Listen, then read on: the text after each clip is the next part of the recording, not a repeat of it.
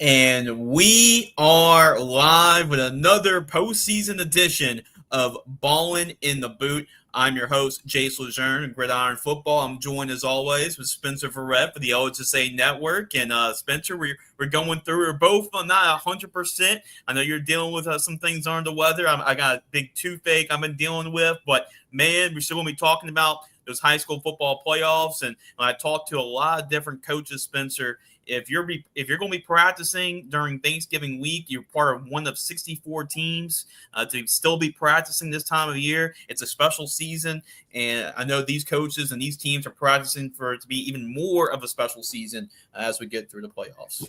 Yeah, Jace, obviously, thanks for having me again. They say you want to be healthy at the right time of year. I think you and I were both on the day to day, I guess you could say, injury list.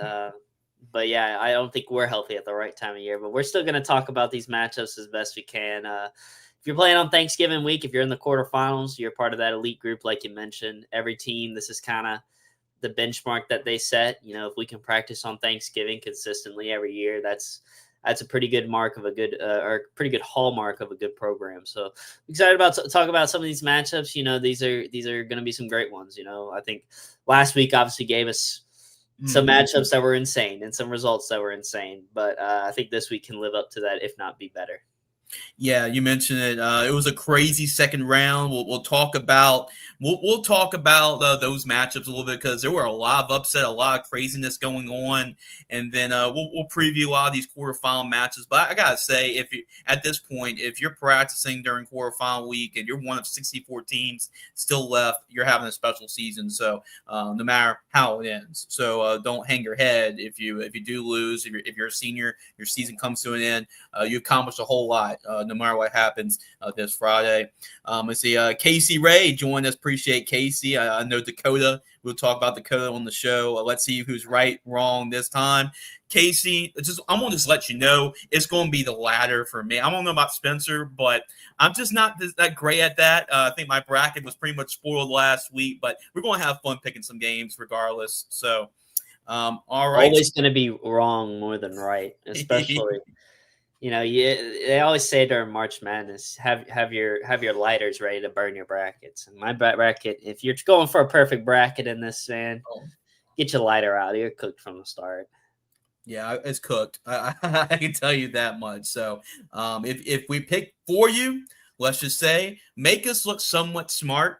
And if we picked against you, use it as motivation to prove us wrong. So that's all I'm going to say about it. All right, Spencer, let's go right to it. I know we have a lot of brackets we got to break down. We're going to start with Division 4. We're going to work our way up. And we're always going to start off with non-select first. So we're going to bring on Division 4 non-select. We'll break down, first off, the potential matchups, right? And then we'll go and talk about previewing some of these matchups as well.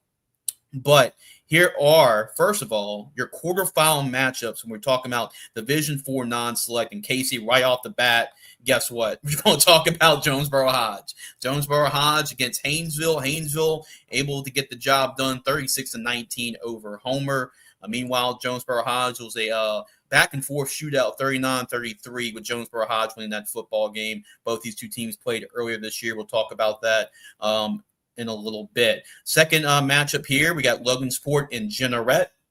Logansport had to survive 34-31 against Welsh in the second round. Meanwhile, Jeanerette, it was all Jeanerette. They didn't have to sweat this one out. 54-7 against Grand Lake. And then the bottom side of the bracket, we got South Plaquemines. They had a little bit of a tussle with West St. Mary in the bottom side of the bracket, 6-0. But the defending champs survived. They advanced to the next round. Meanwhile, North Iberville, they're able to get the win 36-26 over Elton to advance to the quarterfinals for the first time in school history. And then the bottom side, and then the last bracket match we'll talk about in the bracket, East Feliciana, they advance to the quarterfinals. They get a 12-8 win over Faraday, and they'll take on Mangum, the Mangum Dragons, coming off a 48-12 win over West St. John. So, Spencer, those are your quarterfinal matchups in Division 4 non-select. And so we're going to talk about first Haynesville in Jonesboro Hodge. This was a rematch of a game that was lopsided going towards Haynesville's way, 43-0. But Jonesboro Hodge, they got two players that committed to play in our bowl game at the end of the year, and they're a really good 1-2 duo with Dakota Knox and Landon Boston. But hey, you got to play them again. You're familiar with that team, but I know Haynesville's been rolling this year as the number 1 seed, trying to get back to the Dome. Do you see more the same from the first matchup earlier this year, or do you see Jonesboro Hodge making it interesting and perhaps maybe even pulling off an upset? I think you look at last week's matchup with Haynesville and Homer. They blew them out earlier in the year. I mean, it was 54-6. But you mentioned it. You got to play them twice, and you got to play a different team almost. You're not the same team you were in week 4 that you are now in the quarterfinals of the playoffs. So I think that you look at that score last week, 36-19 between Haynesville and Homer. You look at how close this Jonesboro Hodge Vinton game is. I think this game is going to be better than some people are thinking. I think people are just expecting right now, oh, Haynesville's going to walk all over them, beat them 43-0 in the regular season. I like this game to be a little bit closer, but I do like the Golden Tornado to kind of sneak away with it in the third, fourth quarter, kind of run away with it a little bit and book their spot in the semifinals. And I think some people in Haynesville might start booking their hotel rooms in the Superdome in New Orleans. They are on a mission, Spencer. They lost in the Dome the last 2 years, and they're used to going to the Superdome anyway. But I know that's really been fuel to the fire, not only to get back, but to actually finish the deal. But Casey, I know he's really close to the program, obviously. But I talked about Landon Boston and Dakota Knox. These are two guys who will be playing in their bowl game at the end of the year. Before y'all pick Haynesville in game 1, we were missing Landon Boston, who was huge on defense and 1-2 punch on offense with Dakota. Also didn't have Jaquan Quells as well. I think it's going to be a good game. Yeah, I mean, you never know. And like Coach Blankenship, he's going back to this deep in the playoffs. You never know. He's very familiar with Haynesville, and he can throw a couple wrinkles at the Golden Tornadoes. But I'm with you, Spencer. I mean, I think Haynesville is on a mission to get back and to get to the Superdome. Especially how it's ended the last 2 years. I know 2 years ago you point out in the last show, Spencer, that they ran into a buzzsaw, which was Oak Grove that year. But last year was definitely a year that they could have won with South Plaquemine. So, and I know that they probably thought they let that one get away. But you see here, Casey said, I think they better wait. Dakota has won the game 7 times in the second half. The kid's an animal. I mean, he's a beast. He is. I've seen this Jonesboro Hodge team grow a lot. I saw them 2 years ago at the Bayou Jam. Mm-hmm. And I vividly remember the weather was terrible. It was pouring rain. I think Dakota was still playing quarterback, but the weather was so bad. Every time they snapped the ball wouldn't get off the ground and it would end up on the ground and everyone have to jump on it. And I was like, man, this is going to be a project for Blankenship at Jonesboro Hodge. But to see that team go from that to now this year, they're definitely a part of that most improved. And making it to the quarterfinals is still a great season, and they're going to leave it all out there on that field. Trust me. Haynesville's better be ready for Jonesboro Hodge's best shot. Oh, I agree. Coach Blankenship does an awesome job with that program, and you see that, being there as long as he has and having the success he's had with those guys. So a big season for Jonesboro Hodge, but I do have Haynesville advancing to the semifinals. Now we look at Logansport and Jeanerette. Jeanerette, Spencer, I mean, the last couple of years, they just emerged. I mean, was it 3 straight quarterfinal appearances for them the last 3 years? Before that, it's been quite a minute before that since they've gotten this deep in the playoffs. But they left no stone unturned against a good Grand Lake team that we've seen make deep runs in the playoffs, 54-7. Logansport, we know about Coach McGee. We know about the deep playoff runs that he's made. He's won a state championship as a quarterback. He's won a state championship as a head coach. But yeah, this is going to be a great game. Logansport, Jeanerette, your thoughts on this matchup? Well, I think you also got to look at too. I know you mentioned it was a close game between Logansport and Welsh. Welsh is a good football team for a 12 seed. I mean, those guys have gone through it this year with the schedule that they played, and I think it was really tough. And so I think a 12 seed was a little underwhelming for them. I think they probably could have been a lot higher. But this is a Jeanerette team that seems like they're on a mission. You look at the score last week, 54-7 over Grand Lake. I saw them earlier this year. They look really, really good. I'm a little worried about the health of the team. They got the injuries, which I mentioned last week. I mentioned it the week before that. How far can those injuries kind of hold them back from making a good run? But I think you'll notice a pattern with my picks here. But I like Jeanerette in this one. I think this is going to be a great game, come down to the wire. But I think that travel and being at home for Jeanerette, I think that'll help out a lot, which is we've seen it in the past. We saw it with Mangum last year when they had to go down to South Plaque. Yeah. There's just so many long travels you have to make. And I think sometimes that long travel can make a difference in the game. Yeah, I actually like Logansport here. I know that the travel is going to be an issue here, but I like Logansport because they've used to doing this. They're a program. We talk about 1A program as far as teams that are consistently playing in these type of games. I mean, you look at Logansport; they're used to doing that. They're used to going on these runs, the runs to the dome. So it's kind of North Louisiana heavy when we talk about some of these teams in Division 4 non-select. But there's always these teams, especially we talk about on the bottom side of the bracket with some of the southern teams. But yeah, I'm gonna go with Logansport. Give me Coach McGee, and the Tigers find a way to advance and set up potentially a semifinal matchup between Logansport and Haynesville, which should be already disagreeing on game 2, Jace. Come on now. Hey, didn't we agree like on every game? Maybe like one we disagreed. So I gotta change it up. I definitely gotta change it up. There you go. Okay, there we go. So that's the top side of the bracket. So we'll see who's. I mean, it can go either way in that top side of the bracket. I'm taking notes, by the way, this week of who each of us is picking on my. Yeah, there we go. Keep track. Yeah, keep track. We'll figure out who's got the most bragging rights. Right. I think we agree with each other a whole lot last week. I think maybe one time we disagreed with each other, but yeah, here we go. So we have a lot of Hurricanes fans here. We got some Bear countries here. So we definitely got to talk about this game, South Plaquemines and North Iberville. South Plaquemines, so you're defending state champions in Division 4 non-select. And Hurricanes fans made me pay last year. I went against them, and they proved me wrong the whole way to the Superdome and winning that state championship. And meanwhile, you got North Iberville, who's coming off a big program win. This is only their second year back in varsity action. And for the first time in program history, Spencer, North Iberville has made it to the quarterfinals. And we both went against North Iberville. Let's just say the coaching staff and the players saw the show, and they used that as motivation for them. So I'm just saying that, I'm just helping y'all guys out. So that's all I'm doing. That's all. I'm just helping y'all guys out, getting some motivation. But anyway, who you're leaning towards this one? Are you leaning towards the defending state champs, or are you leaning towards the Bears trying to make even more history after making the quarters for the first time? This game's rough. This game's tough to pick, in my opinion. You look at last week, what happened. For South Plaquemines only beat West St. Mary 6-0. I know they didn't play well.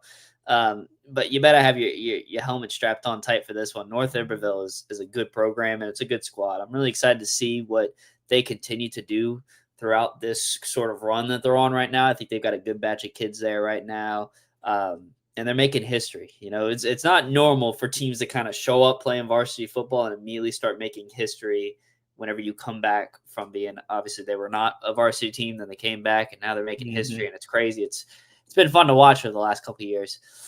I think for this one, this is like the only matchup in this bracket that I've gone back and forth in my head. I think I'm going to go with South Plaquemines. That drive can do some damage to you. We mentioned it a lot. That does damage to me every time I go down there.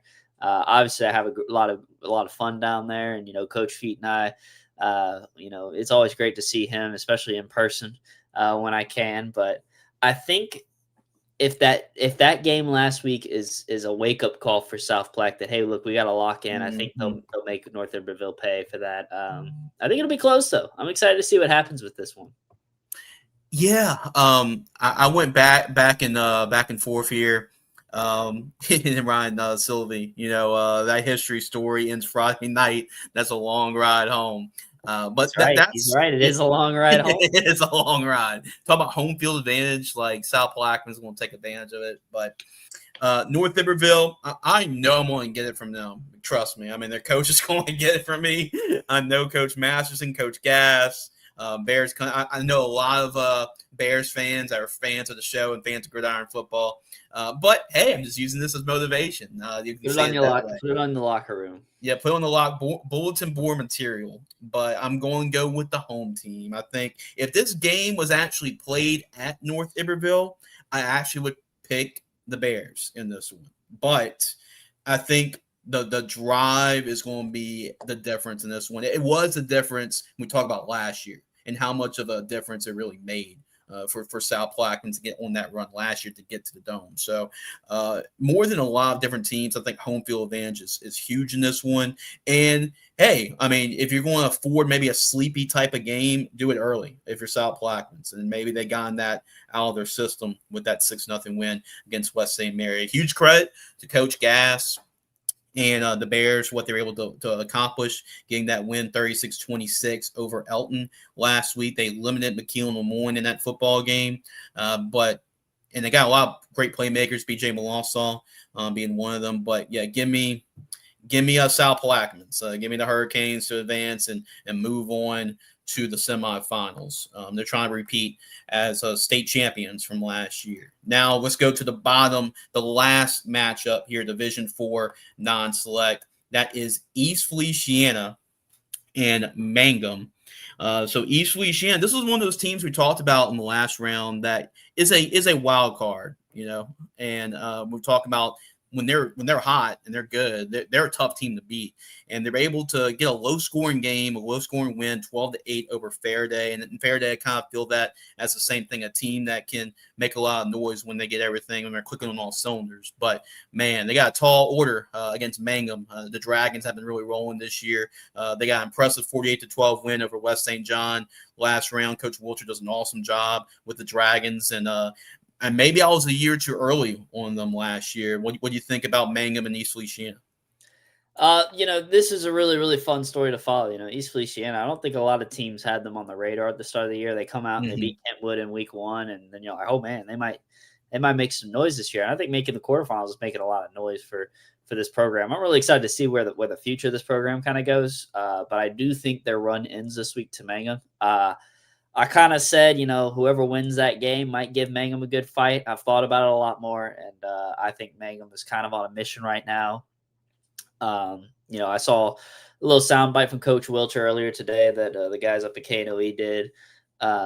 He was kind of like, hey, look, we don't have to make that drive this year. They've got to come to us. And this is going to be fun to watch. Obviously Eastfeld's got a lot of athletes. But I think Mangum's got the answers for a lot of those.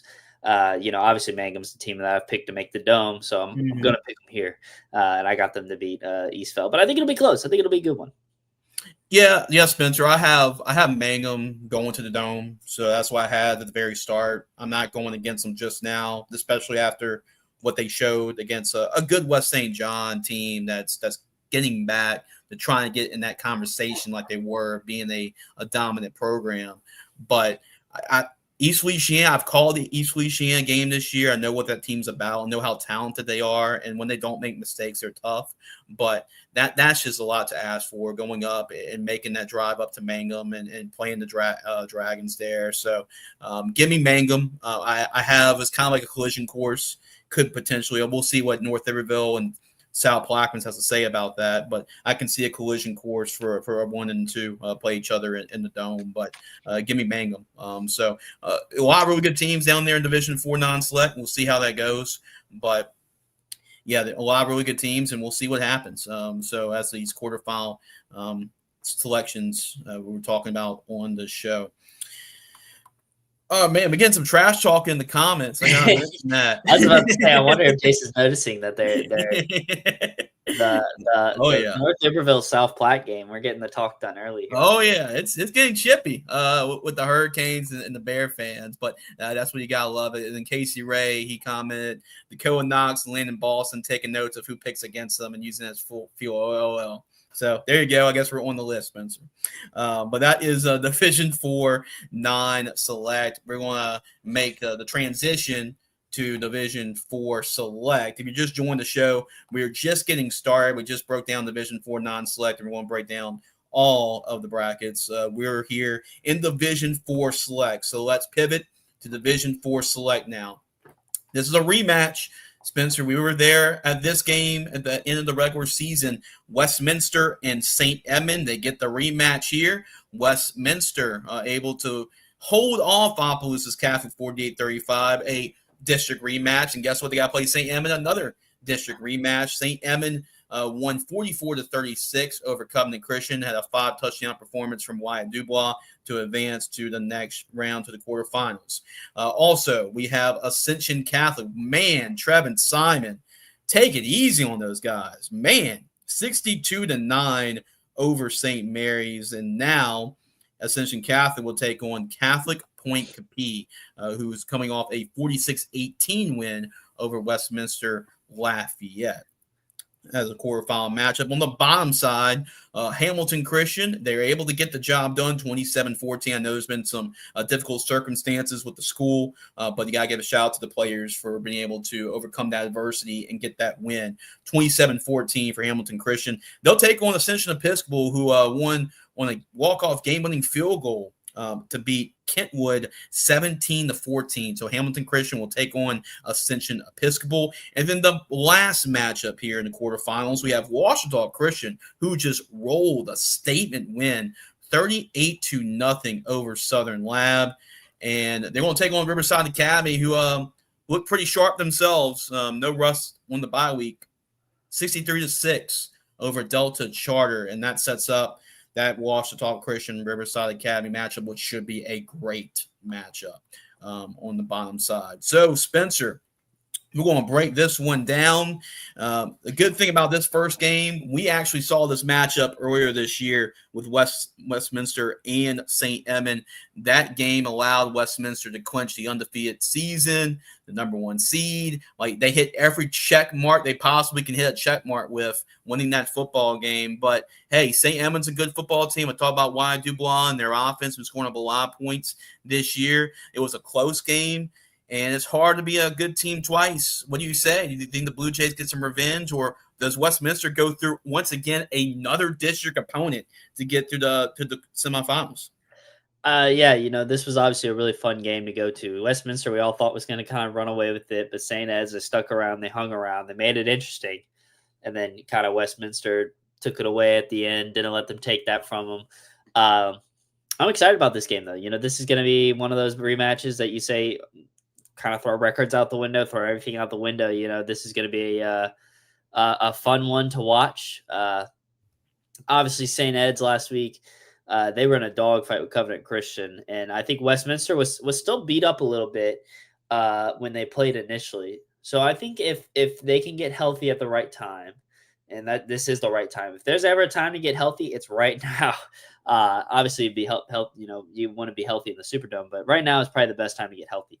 I've kind of thought about it, going back and forth. I'm gonna go with Westminster on this one. I think the Crusaders are kind of a team of destiny right now.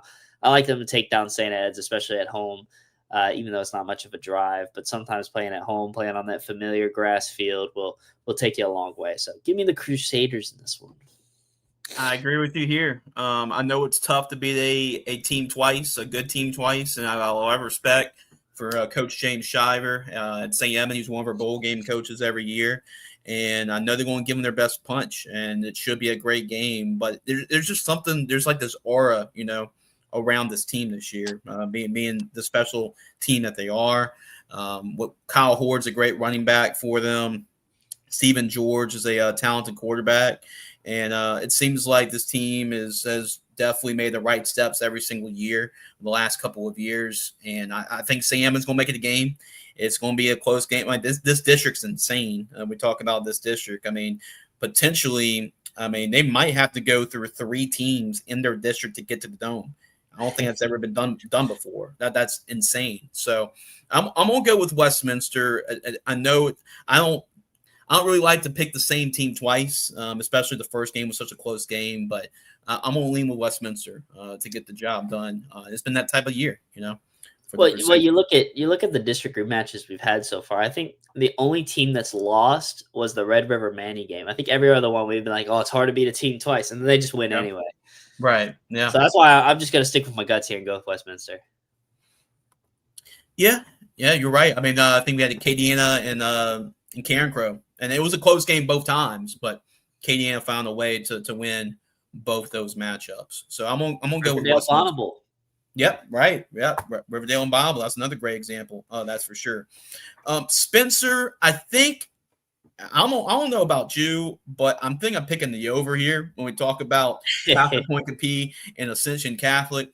Ascension Catholic, everybody was wondering when they had to regraduate Chad Elsie, like what they're going to do at the running back position. Well, they got themselves a running back. They answered that question pretty early on. Trevin Simon, he's actually beating a lot of Chad Elsie's records, especially single season yards rushing. I think another 6 touchdown performance last week against St. Mary's, and that was a statement made there. Ascension Catholic trying to make it to the quarterfinals once again, and Catholic Point Capee. This is the first time I believe that the Hornets have made the quarterfinals since they made the Dome with Coach Semino a couple of years ago, back in 2019. So Coach Groove is doing a great job building that program. They won that tough district. We talked about Westminster and St. Edmund and Opelousas Catholic and those teams.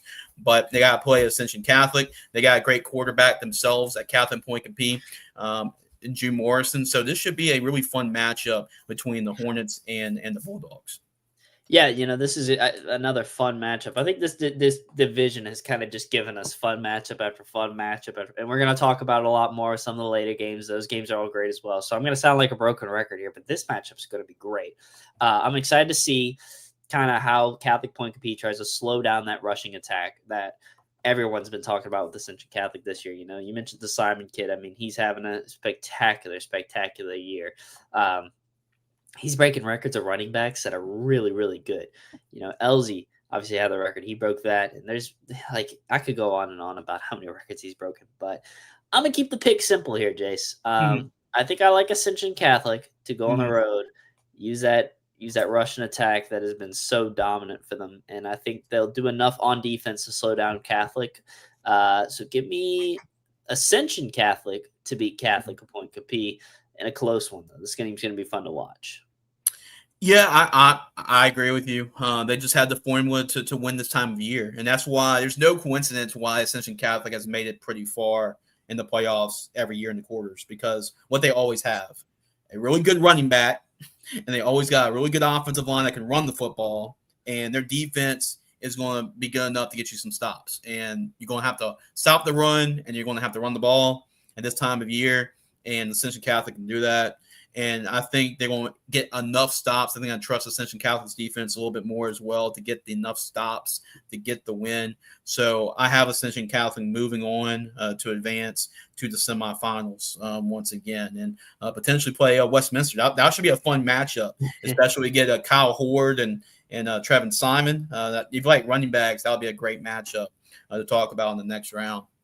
But that's the top side of the bracket. Looking at the bottom side of the bracket, there's been a lot of headlines for Hamilton Christian, and not the headlines I really wanted, but you gotta get credit to Hamilton Christian's players, for being able to block out the outside noise and everything that's going around with the school, and just focusing in on the team and focusing in on the season. And they got the job done. They beat a good St. Frederick team, 27-14. Ascension Episcopal. They had a dramatic fashion. Ascension Episcopal has had produced some really great kickers, and over the last couple of years, and their kicker, won them the game with a winning field goal to get them to the quarterfinals. So, just your thoughts here on Hamilton Christian, and just the fact that, hey, can they continue this despite everything that's going on with outside the program? Yeah, I said last week, you kind of got to tune in the outside noise. And at that point, Dexter was still the head coach. I think we talked on, I think it was Thursday when he stepped down. We were like, all right, it's hard to tune out that noise now. But they did that. They got a good win over St. Fred's. And now they're playing the quarterfinals. So these kids have obviously put a lot of time into this craft that they've built. Mm-hmm. And I'm really impressed with how they've handled this. To go out last week and still be able to play and still be able to win, that takes a lot. Now this week you've got a good program coming into town. Ascension Episcopal last year, they were second round exits. They lost to Kentwood last year. This year they beat Kentwood. They beat them on a walk-off field goal. You got to take that high emotion of everything that just happened with that and bring it right back down to earth and say, hey, look, we got to lock in. We got a good Hamilton Christian side across from us. Like I mentioned with every other game in this bracket, we're at the point now where every game is probably going to be considered a good game. Mm-hmm. But I think this is going to be another good one. This is a hard one to pick for me, but I think this is sadly going to be where the Hamilton Christian story ends. I like Ascension Episcopal to go on the road and get the win. Give me the Blue Gators in a really close one. So we disagree again. So mark that down. Mark that down, Spencer. That's twice. Yep. Mark down. Okay, I'm gonna go with Hamilton Christian. I think at this point, I think they're gonna make this as their mission. Just to continue this run, continue to grow together as a team, and just to reunite as one. I think it's just going to unite this team even more, and just rally around each other even more, despite the difficult circumstances. And you just talked about it. Ascension Episcopal coming off a emotional win. A walk-off field goal against a good Kentwood team. And I think Hamilton Christian is going to be able to make a statement as well. I'm going to go with Hamilton Christian, at least to make this to another round to the semifinals. We'll see there. But I'm gonna have at least Hamilton Christian advance and get to that semifinal matchup. So it's all right to disagree. We can agree to disagree. We can agree to disagree. That's what makes the show fun. We have to at least, we can't pick everything. Just so y'all know, Jason and I, we talked beforehand. We make sure we're all on the same page. And I probably expected him to pick Hamilton Christian. So I said, I got to add a little, got to stir the pot a little bit. Stir the pot. Let's pick Ascension Episcopal here. Yeah, let's make it interesting. That's what the if fans we pick all the same teams and no one watches. Yeah, right. And I think we picked too many of the same teams last week, so it's really good that we're going to definitely change things up. And we have one more game to cover before we go to commercial break, our first commercial break of the night. Ouachita Christian, Riverside Academy. I don't know about you, Spencer, but I like the winner of this game to get to the Dome either way, whether it's Riverside Academy or Ouachita Christian. Ouachita Christian, what a statement they made. There are a lot of people questioning our picks last week. I gotta say, we gotta be proud of that pick, picking Ouachita Christian, because there were some people questioning about why going against Southern Lab since they won the last 4 matchups. But man, did Ouachita Christian put a statement, 38-0 against Southern Lab. And now they're going to play Riverside Academy. It's been really great all season long. They dominated Delta Charter 62-6. These are two teams that are definitely trending in the right direction, that are playing some of their best football right now. And I feel really good about both these two teams. But what team do you feel a little bit better about going to this matchup? Jay's Friday night, 7 p.m. I can imagine it now. The lights are bright, and Spencer Verrett is down in reserve, catching the start of this game before he heads to Oak Grove against St. James. I'm excited about this one, though. This is like you mentioned. This is going to be the team that I think we're both in agreement. Whoever wins this game is probably going to end up winning, or at least going to the Dome. Man, it's hard to pick. Both teams really made a big statement. Obviously, if you beat a team 63-6, it's a hallmark of a good team. And if you beat a team like Southern Lab 38-0, it's another hallmark of a really, really good team. So this is two good programs. Two teams that when you talk about them come quarterfinal, Thanksgiving, Turkey week, you're talking about some serious programs here. Obviously, Coach Fitzhugh. I got sent a media thing earlier today, and I think he's been there. Something like crazy amounts of years, like you wouldn't imagine. And he's built that into a crazy good program. And I'm excited to see what they bring. As for a pick, I think we're going to disagree here, Jace. I think I'm going to go Ouachita Christian to go on the road down to reserve and upset Riverside Academy. And I'm going to say it now, a double overtime thriller. Okay. We had a bunch of overtime games last week. Why not just give us more, please? Hey, I want more overtime games. Hey, I love it. We got a great playoff football, and bring it down to the wire. I think it's going to be a close game. I think, like you said, I think this will be one of the best games. But I'm going to go with, like you said, we disagree here too.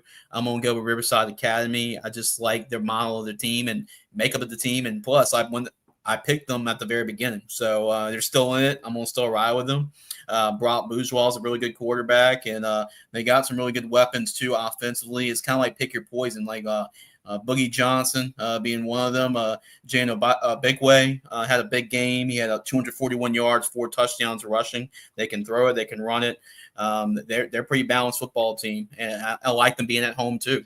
Even though Washita Christian has showed that they can go on the road and win these games, that's why I like Washita Christian too. I like both these two teams, but I'm going to lean with Riverside Academy at home, and for them to get back. And Brock was the quarterback when he led them to the state championship. So I think there's a lot of motivation for Riverside Academy to get back to the Dome too. So give me Riverside Academy, but that could go either way. So that is a Division 4 select. We're going to take our first commercial break of the night. Just want to say Tommy's Windows are a proud sponsor of our Ball in the Boot high school playoff show. You can go Tommy's. There's only one way, like I say, I always say this, but there's only one correct way to spell go in Louisiana, and you have to go to GEAUX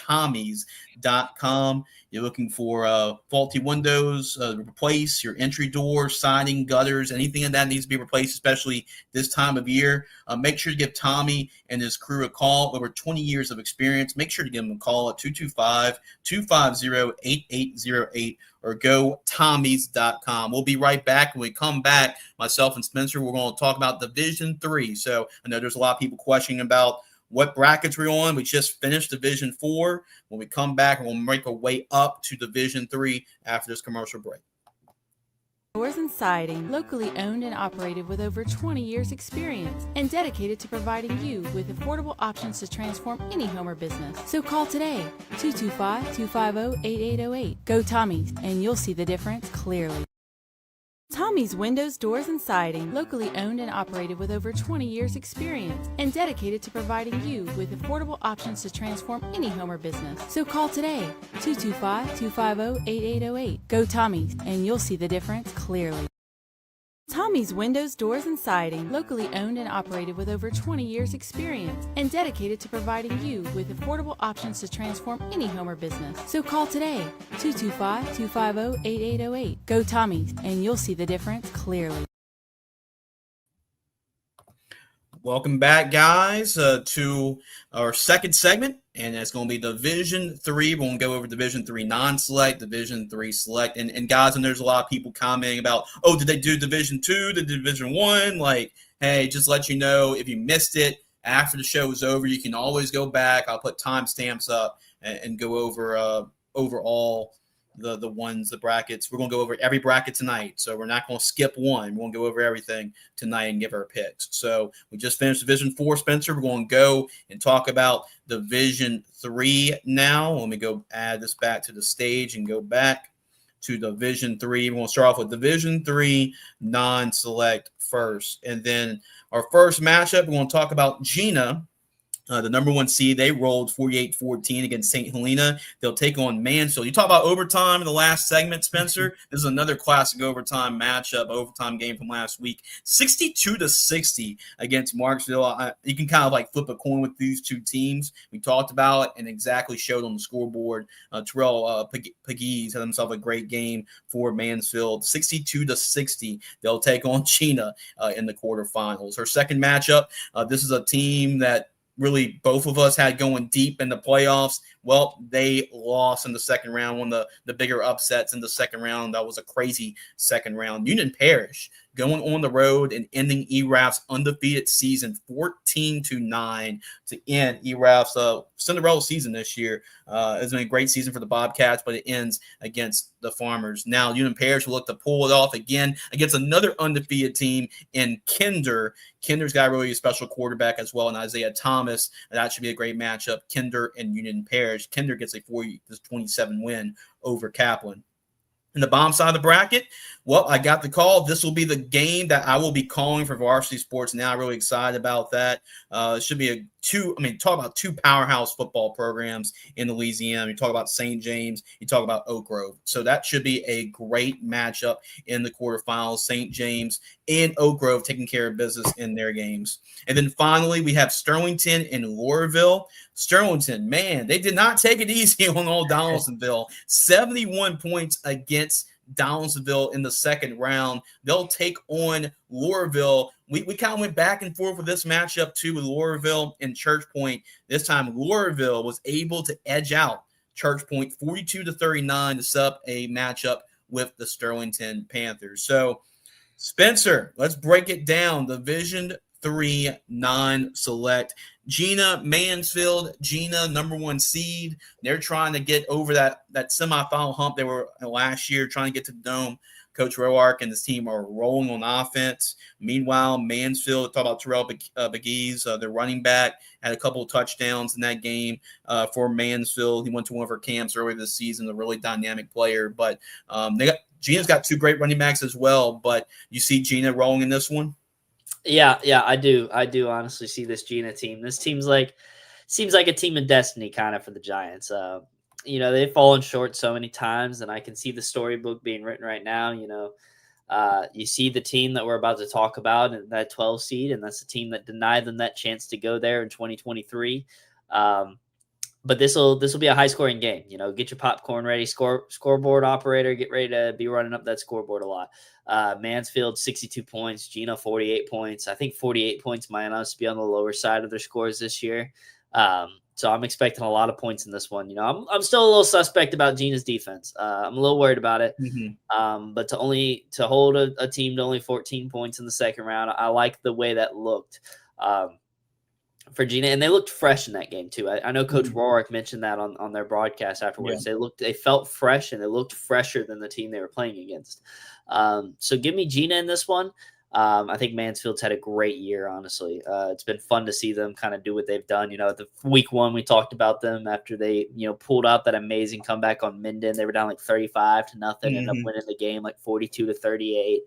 So it's been a great season for Mansfield, but I think it comes to an end here to the hands of the Gina Giants. Yeah, I just don't like the matchup now for Mansfield. Mansfield is having a great season. I think it's the first time they made the quarterfinals in a long time, in quite a couple years. So it's been a great run for Mansfield. But there's a lot of energy taken away from that game. When you win a game in overtime, you win a 62-60 game, and you overcome a lot of emotion. I think it drains you a whole lot, and Gina, they're just able to roll and stay fresh. And I think that's what you mentioned, Spencer, about the team staying fresh. It's big. So I like Gina, even if Mansfield didn't have to win a game like that. I still like Gina. I think they're on a mission as well to get to the Dome. And we talk about Daniel Hatcher, Cedric Wilson's been a great 1-2 punch this year for Gina.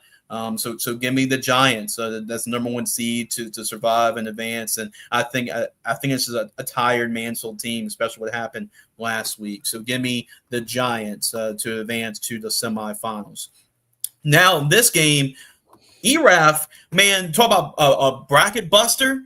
I mean, I had ERAF. I was with you on the ERAF hype train, Spencer. I had them going to the Dome. I like Jack Landry. He was one of our quarterbacks. He's one of our quarterbacks for the bowl game. And hey, I felt like this was this is the year for ERAF. But they still played Union Parish. Union Parish is not exactly the Union Parish of the last couple of years, but it's still Union Parish. And I knew that was going to be a dangerous game, and Union Parish was able to get that win 14-9. Now they're going to have to do it again against another undefeated team, another talented quarterback in Isaiah Thomas at Kinder. Kinder's having a great season. Can Union Parish do it again and ruin yet again another undefeated season?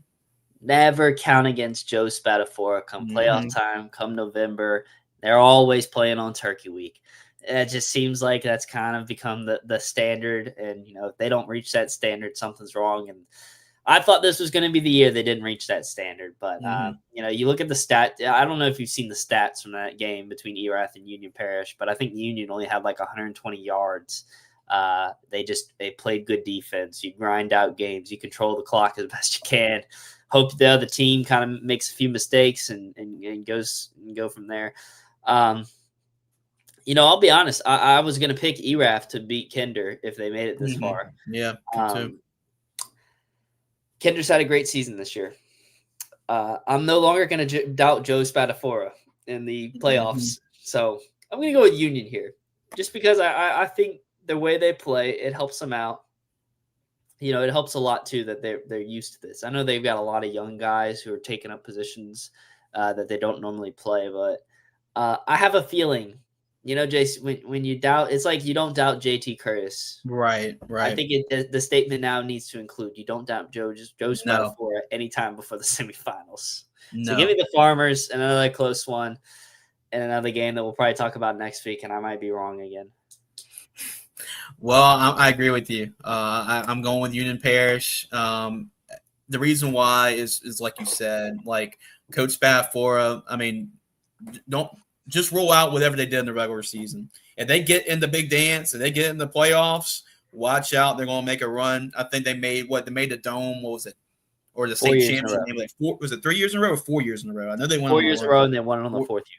That's right. It was a 2-point conversion against St. James to get them. So, what Coach Spadafora does well, Spencer, is make games ugly and find a way.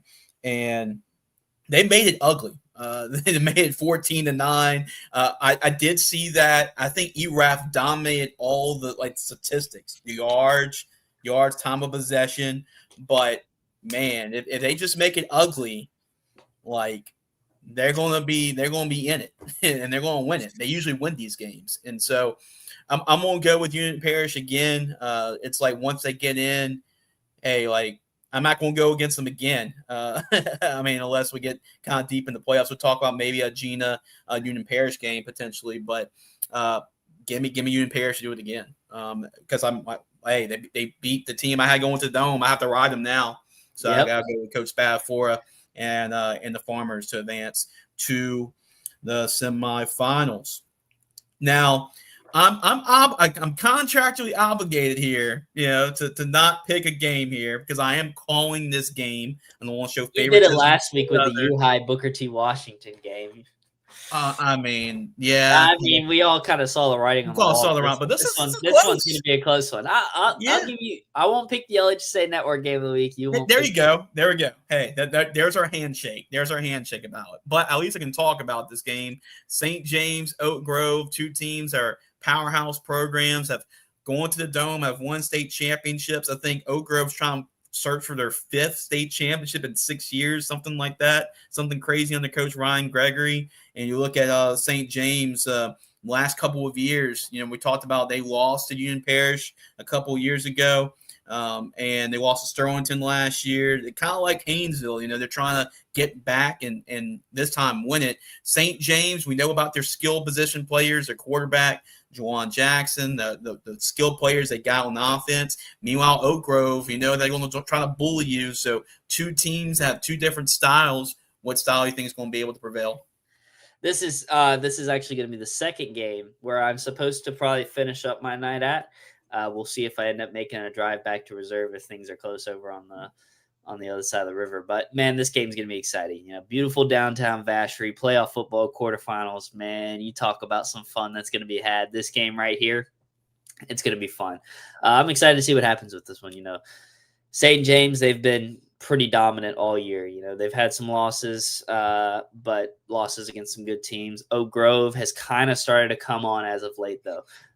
They've right now in the playoffs, they are at 89-0 in 2 games. They haven't allowed a point to Richwood, which we thought that game would be close last week. They made sure they must have watched the show or something because they came out and they were dominant from the start, man. And beating Port Island 47-0. They're playing some good defense right now, and that defense is going to need to be on their A game right here. If that defense doesn't show up to play, I could see it be St. James by 30. I'm going to go St. James. I guess I'll have to. I don't know. I'll put a plus next to it that will pick the same, but obviously you can't make a pick. But I'm going to go St. James in a close one. I think it'll be a lot closer than 30 points, but I think close. Yep. So, like you mentioned, I'm not going to make a pick since I got to call the game. So, just show some love to both teams. But it's going to come down, Spencer, to what team is going to have their style of football. Like, if St. James is going to make this an up tempo, type of track meet, like Oak Grove's got no shot. But if Oak Grove can do what you and Parrish did and just make it an ugly game, keep ball control the flow of the game, then Oak Grove's going to win this game. So it's just a matter about who wins their style of football. So It's gonna be actually, a fun one I'm excited. regardless. Yeah, I'm excited. I'm excited about that game, calling that game, Oak Grove and St. James. You can find on Varsity Sports now. So that's what we'll be calling that game on Friday. So go check that out. And then finally, our last match of Division III non-select, we got Sterlington and Laurelville. Man, Sterlington is they're on a mission after trying to get back and winning the state championship for back-to-back. But man, they put 71 points. And that's a good Donaldsonville defense they went up against and put 71 points. That was a statement there.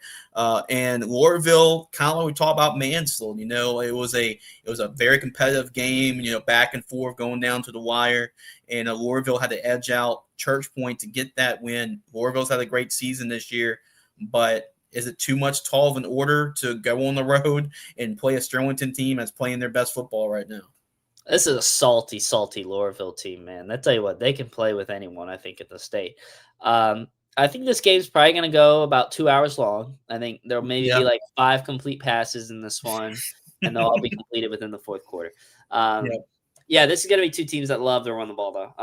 Like I mentioned, this is a salty Laurelville team, and Sterlington's better. You got to have your pants on, and you got to be ready to go, because if not, the Tigers can come out and they can punch you right in the face.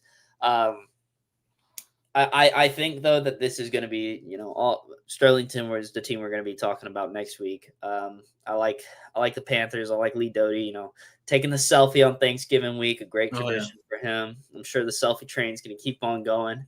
I just think, I think this will be a good game until about halftime. And I think in the third quarter, Panthers will put together 2-3 scores unanswered and kind of run away with it from there. I think this has been a great season for Laurelville though, a special group out there. So I'm excited to see what happens in this one. But I just think Sterlington's going to be too much, especially when you put up 71 points the week prior. Like, this is going to be tough for them. Yeah, Sterlington is a machine. Lee Doty's got this team rolling right now, this program rolling right now. And, they are playing some really good football. And they can put points up like that. They're going to run the football, play great defense. There's a reason why that formula works and why they go to the dome like almost every year on the Coach Doty. But yeah, they won't control the line of scrimmage, and I think they won't take care of business. I think they'll survive. They'll advance and move on to the next round. I like the makeup of the Sterlington team. It's kind of like this is like a line of scrimmage type of bracket. When we talk about Sterlington, we talk about Union Parish, Gina. St. James, kind of the flashy team, but still a lot of teams that want to run the football, control the clock, and win the time of possession. So give me Sterlington, defending state champs. Every year we see the same 4 teams kind of make that run and put it together. It's always Gina, especially in the last couple of years, Union, Sterlington, St. James. And St. James is kind of an outlier. I think Gina plays a little bit more of a flashy style this year than they have in years past. Sure. Yeah, that seems to be the 4 teams that got their hotels always booked, and only 2 of them got to cancel them every year. Oh, absolutely. So, definitely, you're definitely going to have to be a grown team to win this bracket because that's what they want to play: the line of scrimmage, bully football in Division III non-select. Now we're going to go and transition to what was a flashy Division III select bracket, and we go to Division III select, and we got some intriguing matchups here as well. So LCA, after really having 2 bye weeks, they because they did not play the Week 10 game, there was any question about any rust on LCA. They didn't show any against Parkview Baptist. 57-10, LCA able to cruise over the Eagles. Meanwhile, how about Calhoun Iberia, the defending state champion in this bracket? They roll against a really good Bunkie team. We picked Bunkie to win this game. But Catholic New Iberia, Owen Morris has been on a tear as of late for Catholic New Iberia. Should be a great matchup between LCA and Catholic New Iberia in the quarterfinals. We also get to see Dunham and Newman. Dunham dominated against North Lake Christian 62-3. And Elijah Haven, you're going to have on the other side Jake Randall and Newman. Should be a lot of points on that scoreboard as well. So that should be a fun one. So Dunham and Newman on the top side. The bottom side, talk about conflicting styles, right? Jules Sumner and Calvary Baptist. We're going to talk about that game as well.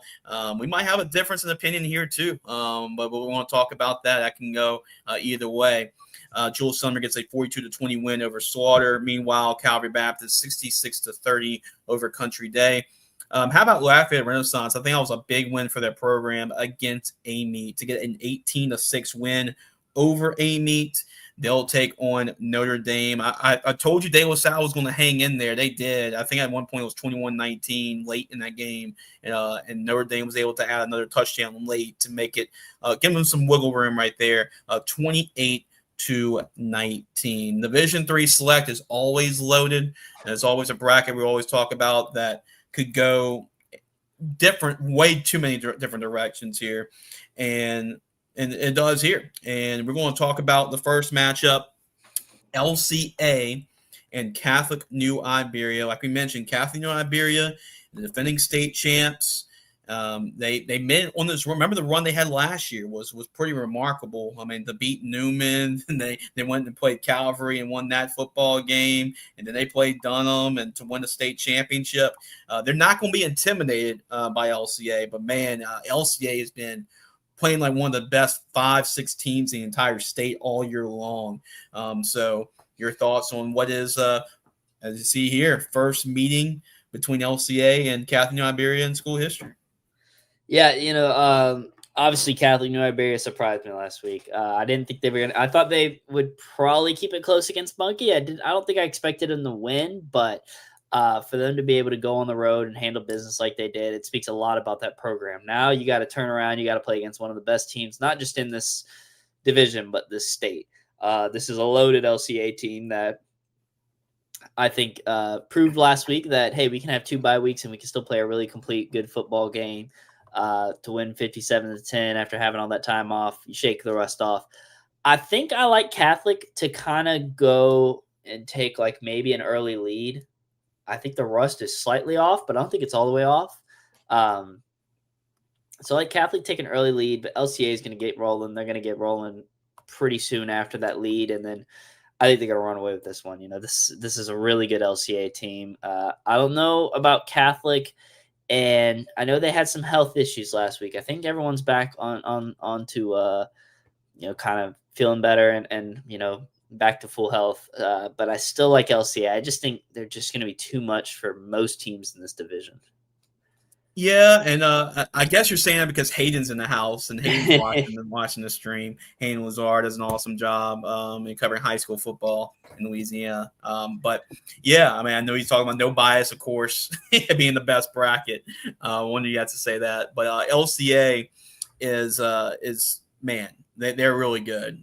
We talk about their quarterback, Brandon Walker. They got Brandon Allen at receiver. Like, they can run the football. They got great running back. Their defense is, I mean, they can win multiple different ways. Their schedule and the games they've won this year, they played pretty much almost anybody that you can play in their regular season schedule this year. And they've won every game but one. But they've been really impressive. I know Catholic New Iberia is not going to be intimidated. We saw what they did last year as kind of like a Cinderella team to go through all those teams last year and win the whole thing. Catholic New Iberia wasn't probably your 4th or 5th team you would have thought that would come away with the championship last year. But that's what this type of bracket is. But I think LCA is going to be too much for Catholic New Iberia in this one. They're playing, like I said, they're playing like one of the top 4 or 5 best teams in the state, regardless of classification, all season long. So give me LCA to move on, and I think you're back to Hunter mode. When they're in the Superdome and winning state championships on the Trav Falk when they won 4 in a row. So Give me LCA to move and advance and defeat the defending state champions. Dunham and Newman here. Dunham, Elijah Haven is having a special season. He's a special player, number one quarterback in the country, according to a lot of people that you talk to around the state of Louisiana and in the country. And hey, maybe we get that. Maybe there's a chance we get Dunham, Catholic New Iberia again. That was a matchup in the Dome last year if they both win, but Dunham's going to have to play Newman, and ever since they put Jake Randall in at quarterback, made that transition, Newman's been a different football team with Aaron Weiss, and Dunham's going to have to make the travel to Newman. Newman will be the host team here. So do you think that makes a difference here, or you got Dunham in this game? Well, Hayden's saying Newman's their best lineman's out. 64. I don't know the name either. I think even if he plays, I just think Dunham's going to be too much for Newman. I've been a little worried about Newman throughout the year. I thought they answered a lot of the questions that we had about them at the start of the year, kind of towards the end of the year. But this is just going to be too many weapons for this Newman team to kind of slow down. You pretty much got to put in a stellar display on defense and be able to kind of try to slow down everything they've got. They play complementary football. They can run the ball well. They play defense well. They pass the ball well. They can do a lot. So I think Newman's got to be on their A game. If that does kind of happen, I think they maybe can make it close, but I still like Dunham, even if Newman's on their A game, to walk away with this one pretty comfortably.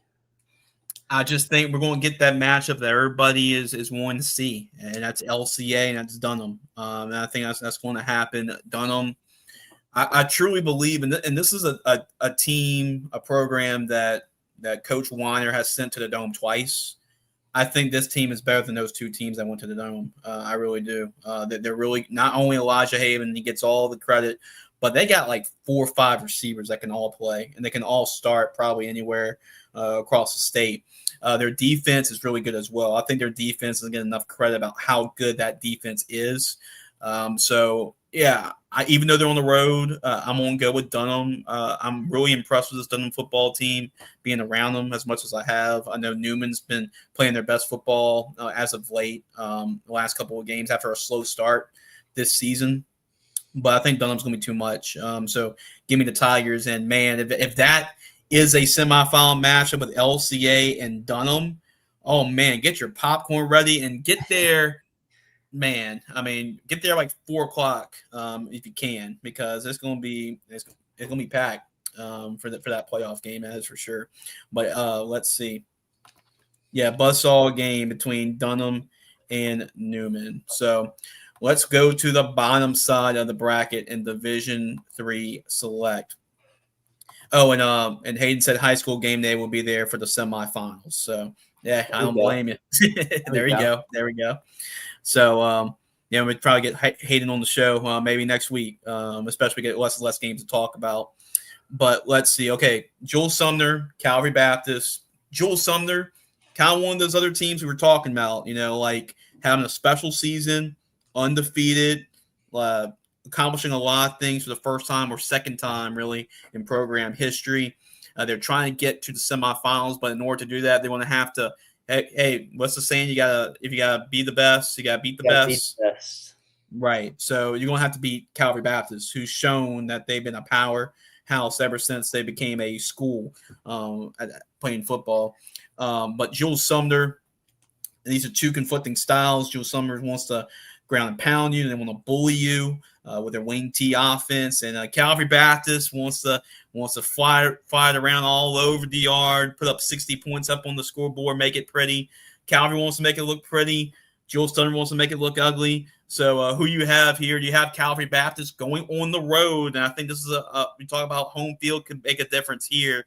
Have to go on the road and make the drive to Jules Sumner. Does Jules Sumner continue their special season, or does Calvary once again get in position for another state championship? I'll start with the pick, and then I'll go into why. I think Calvary's going to go on the road and win this game. This is a really, really good Calvary team. This is a good Sumner team. I'm excited to see what happens at this one. That was actually on my list of games that I thought about going to. Kind of lean more towards the River Parishes in the end, but Man, tell you what, this is going to be some conflicting styles, like you said.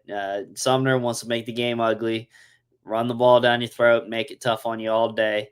I like Calvary in this one just because you look at the best teams to have that sort of style that want to make it ugly. Union's up there.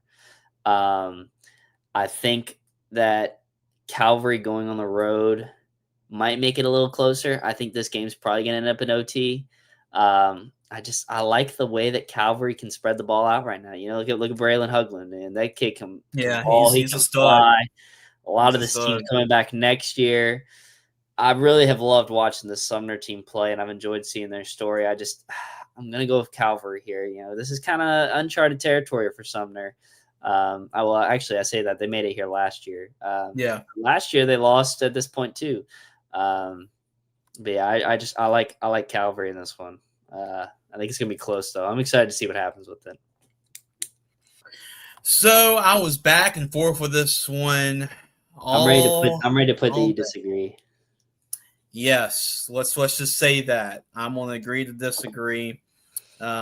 Calvary, like Hayden said, that's 4.5 hour drive. I think it makes a difference here.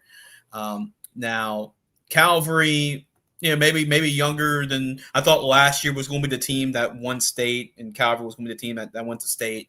But I still think they're a year away. I think next year will be the year for Calvary. I think it's now or never for Joel Sumner. Like with this team, like a senior-led team, it's at home. If you're going to overcome that hill, right, you're going to have to climb that hill and get through it. You're going to have to do it against a team like Calvary. Like this is your best chance to do it. This is it. So you're at home. You're riding the wave of what's been an incredible season this year for Joel Sumner. So with that being said, they can make it ugly, win the time of possession, play keep away from Calvary Baptist. I think that's a formula that can work. And give me Joel Sumner to advance in the next round. I'll be taking a little bit of a risk right here, but to me, I think it's now or never for Joel Sumner. So give me the Cowboys. Yeah, I mean, we can disagree. You got to make it interesting, right? We've mentioned it before. Yeah. You got to make it interesting. If we pick all the same teams, no one's gonna watch. No one's gonna care. It's going to be boring, right? So, I wish I that could can make go this fun. This one's gonna be fun regardless, and I like whoever wins this game to win the next round as well. Yeah, I agree. I think the winner of that game of Sumner and Calvary will go to the Dome. I truly believe that. But let's talk about the bomb matchup, and that is Notre Dame and that's Lafayette Renaissance. This is actually two teams that know each other. This is a district rematch. So how about that to get to the semifinals? You talk about Notre Dame, Louis Cook. What can you say about him? I mean, you're talking about the Mount Rushmore of all the great Louisiana high school coaches. You put him on that for sure. They played a really good De La Salle team's a good team. I know everybody's going to look at the 18 seed, and that's a very deceiving 18 seed because of the start to the season they had playing 5 of the tough teams in the state. The start 0-5, but you look at Notre Dame, they found a way to win that football game. I know that can be a little bit of a trap game, and Notre Dame was able to get through it.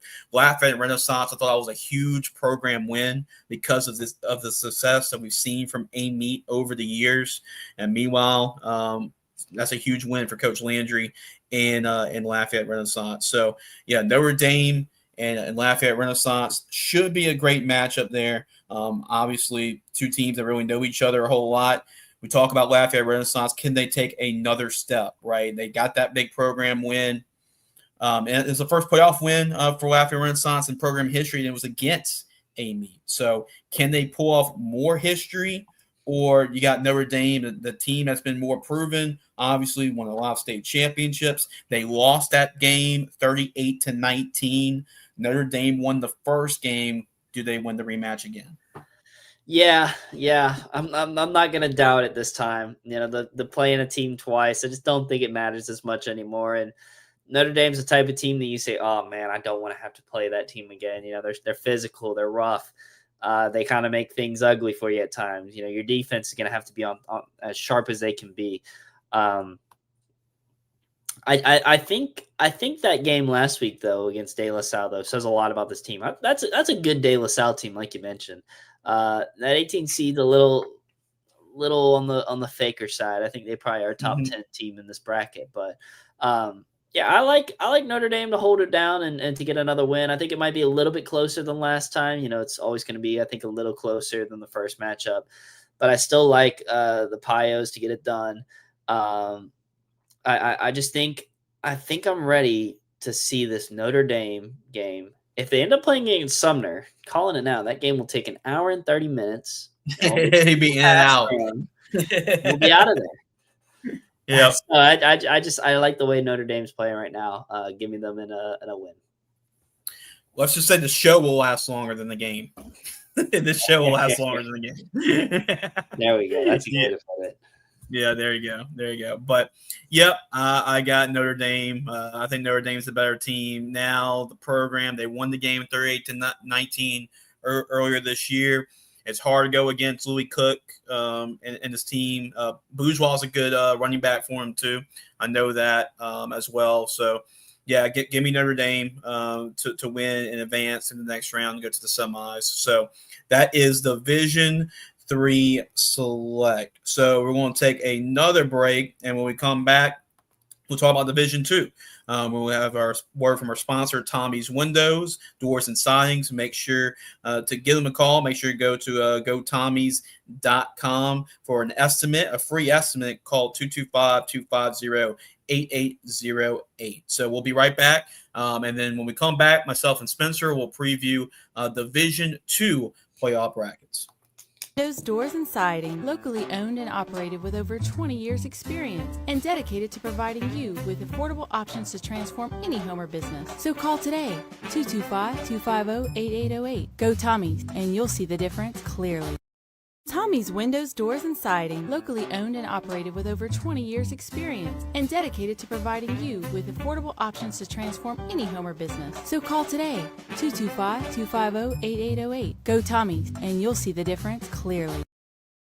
Tommy's Windows, Doors, and Siding, locally owned and operated with over 20 years experience and dedicated to providing you with affordable options to transform any home or business. So call today, 225-250-8808. Go Tommy's, and you'll see the difference clearly. Welcome back, guys, to our third segment here of Ballin the Boot. Chase Lejeune alongside Spencer Verrett. And Spencer, we're doing okay. Carter Portillo was going to reach out to us. Another great show. Appreciate Carter. Appreciate the kind words here. Doing our dandiest right here to make it an entertaining show. Fighting the injuries and the illnesses as best we can. Yeah, not being 100%. We're going out there and giving it our all. So let's talk about Division 2. We're almost there. Spencer. We're halfway to Division 2. I guess halfway there. I guess you would think about it that way. But Division 2 non-select. Let's break down these matchups. And if you like quarterback matchups, this is a great quarterback matchup. Luke Delafield and North DeSoto against Jacob Crane and Franklinton. These are two teams just a couple years ago. Franklinton lost in the Dome in the state championship game. And North DeSoto, when Luke Delafield was a freshman, they lost in the Dome. So they're both trying to get back and trying to finish business here in the Dome. But they have to play against each other. In the quarterfinals, North DeSoto and Franklinton winning big in their previous games. And then this is the rematch. I'm waiting for all the Plaquemine people to come in. Here they come. They're coming in, following in. But Plaquemine, Cecilia, the rematch. And we talked about that a lot on the show. Y'all are right. We're going to get the rematch between Plaquemine and Cecilia. Plaquemine took care of business 54-14. Cecilia, we're going to talk about that game, but they had to outlast Lakeshore 54-42. A great effort as well from Braylon Calais from Cecilia. Definitely want to talk about that game, knowing that Plaquemine fans have been waiting for this one all show long. Bell Chase, how about this? Hopefully you picked the under in this game because it definitely hit 7-6. This extra point was the difference in this football game. Bell Chase gets the win. 6-7, yeah. My Someone brother's had to going to do kill it. me. He's a teacher, middle school teacher, that has to deal with hearing that all day long. So he's probably going to kill me after saying that. Yeah. But they're going to play West Feliciana. West Feliciana was down by 17 points. They come back and defeat Brewery 27-24. And then finally, the last matchup. This was another bracket buster for me and you, Spencer. We both had Franklin Parish going to the Dome. They lose to Lutcher 42-41. Extra point made was the difference in that football game for Lutcher in what was a Overtime great extra point. an overtime extra point. That's true to win that football game. And then Iowa, there was no doubt about what Iowa did in that last round. Then we doubted them in the last round, but man, they made a statement, 68-28 over Northwest. So I'll set up Iowa and Lutcher in the next round. So we're going to talk about these matchups. We're going to go to the very top and break this one down again. North DeSoto, kind of the same thing I talked about LCA. They've looked like, regardless of class, a lot of times, maybe your top 4 or 5 team in the entire state based on how dominant they've been this year. Two great quarterback head coach combinations. We talk about Dennis Dunn and Luke Delafield, Nick Salts-Formaggio and Jacob Crane. Like, there's a reason why they've gone this far. Both teams feel like they have unfinished business after losing in the Dome. Delafield was a couple years ago in North DeSoto. Last year was Franklinton after falling short to Cecilia. What you got going here? You got the number 1 seed advancing, or do you have Franklinton, the defending runner-ups, getting the upset? Well, this is going to be 2 great quarterbacks going at it. You mentioned Jacob Crane. You mentioned Luke Delafield. This is going to be a fun one. I'm excited to see what kind of the difference is in this game. Right now, I think the difference will probably end up being the run game more than anything. I really like Kenny Thomas as a running back. Yeah. That kid's a stud. He can play. I think right now this North DeSoto team is just so tough to beat. You've got to play your best game, and they've got to play one of their worst they have all year. I think Franklinton can do it. Once you get to the quarterfinals, any team can beat anyone. If you're at this moment in time, you're probably a pretty good team. But I like North DeSoto to continue this run they're on, continue to be dominant. And that run game, I think, is going to lead them to victory. I agree with you for the exact same reasons. I trust the running game more for North DeSoto here with Kenny Thomas. They're more balanced offensive attack, while Franklinton likes to use the quick passing game with DeMikes McLean and some of the other receivers over there. But I'm going to go with North DeSoto being a home game as well. I think that does matter in high school football too, especially with travel and everything. But I'm going to go with North DeSoto. I think this is a team that's on a mission. They've looked like one of the best teams and most dominant teams in the state. They defeated West Monroe this year to show you how good they've really been. So give me North DeSoto to continue to roll. Franklinton, been a great career for Jacob Crane. Looking forward to having him play in our bowl game at the end of the year. But we're going to go with I'm going to go with North DeSoto to advance to the next round and keep that momentum going in the semifinals. All right, here we go. Buckle up. They're here. Plaquemine, They're here. Cecilia, they're here. They're making it known in all these comments. Plaquemine in the house. They're going to be there early, bright and early. Man, they want that sweet revenge. Remember Plaquemine and Cecilia, that was the semifinal game. Cecilia won that football game at Plaquemine. The Road Warriors last year, which were the Bulldogs, that carried the Bulldogs to the state championship game last year. But Plaquemine fans want their rematch. They want revenge. They'll get a chance to do that. Cecilia, but they're going to talk about, but their quarterback was hurt. Braylon Callaway had to step in, and as one of the top 27 players in the state, he just stepped up and balled out with multiple touchdowns. He had a couple of touchdown passes, runs, and took over that game against Lakeshore to win 54-42.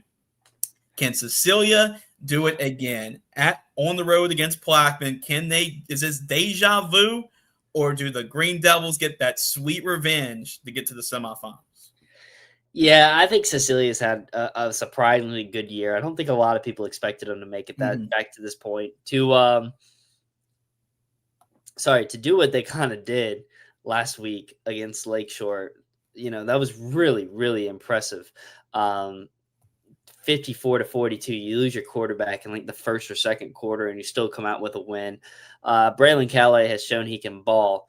But Plaquemine showed last week that they can ball as well. I mean, 54-14 over a better Waspman squad than most people thought coming into this year.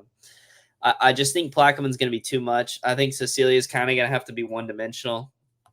You mentioned Braylon's throwing it a lot more and trying to run it, play that kind of wildcat sort of thing. They've got trick plays up their sleeves. I think if Plaquemine can just play sound defense, I like the Green Devils in this one. And then that sets up a really fun Plaquemine North DeSoto semifinals. That's going to be really fun to watch.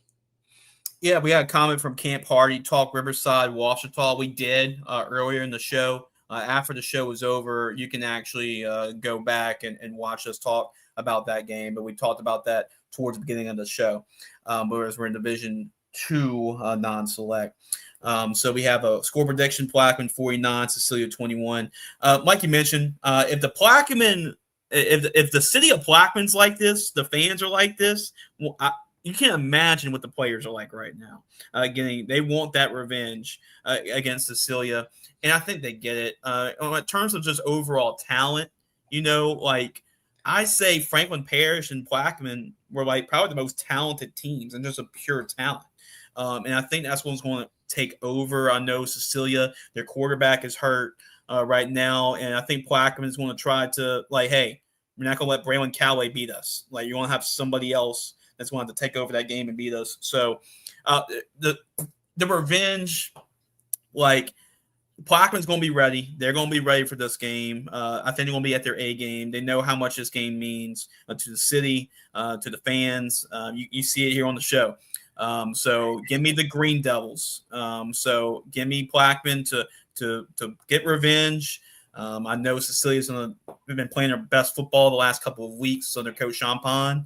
But give me the Green Devils to advance and move on to the semifinals.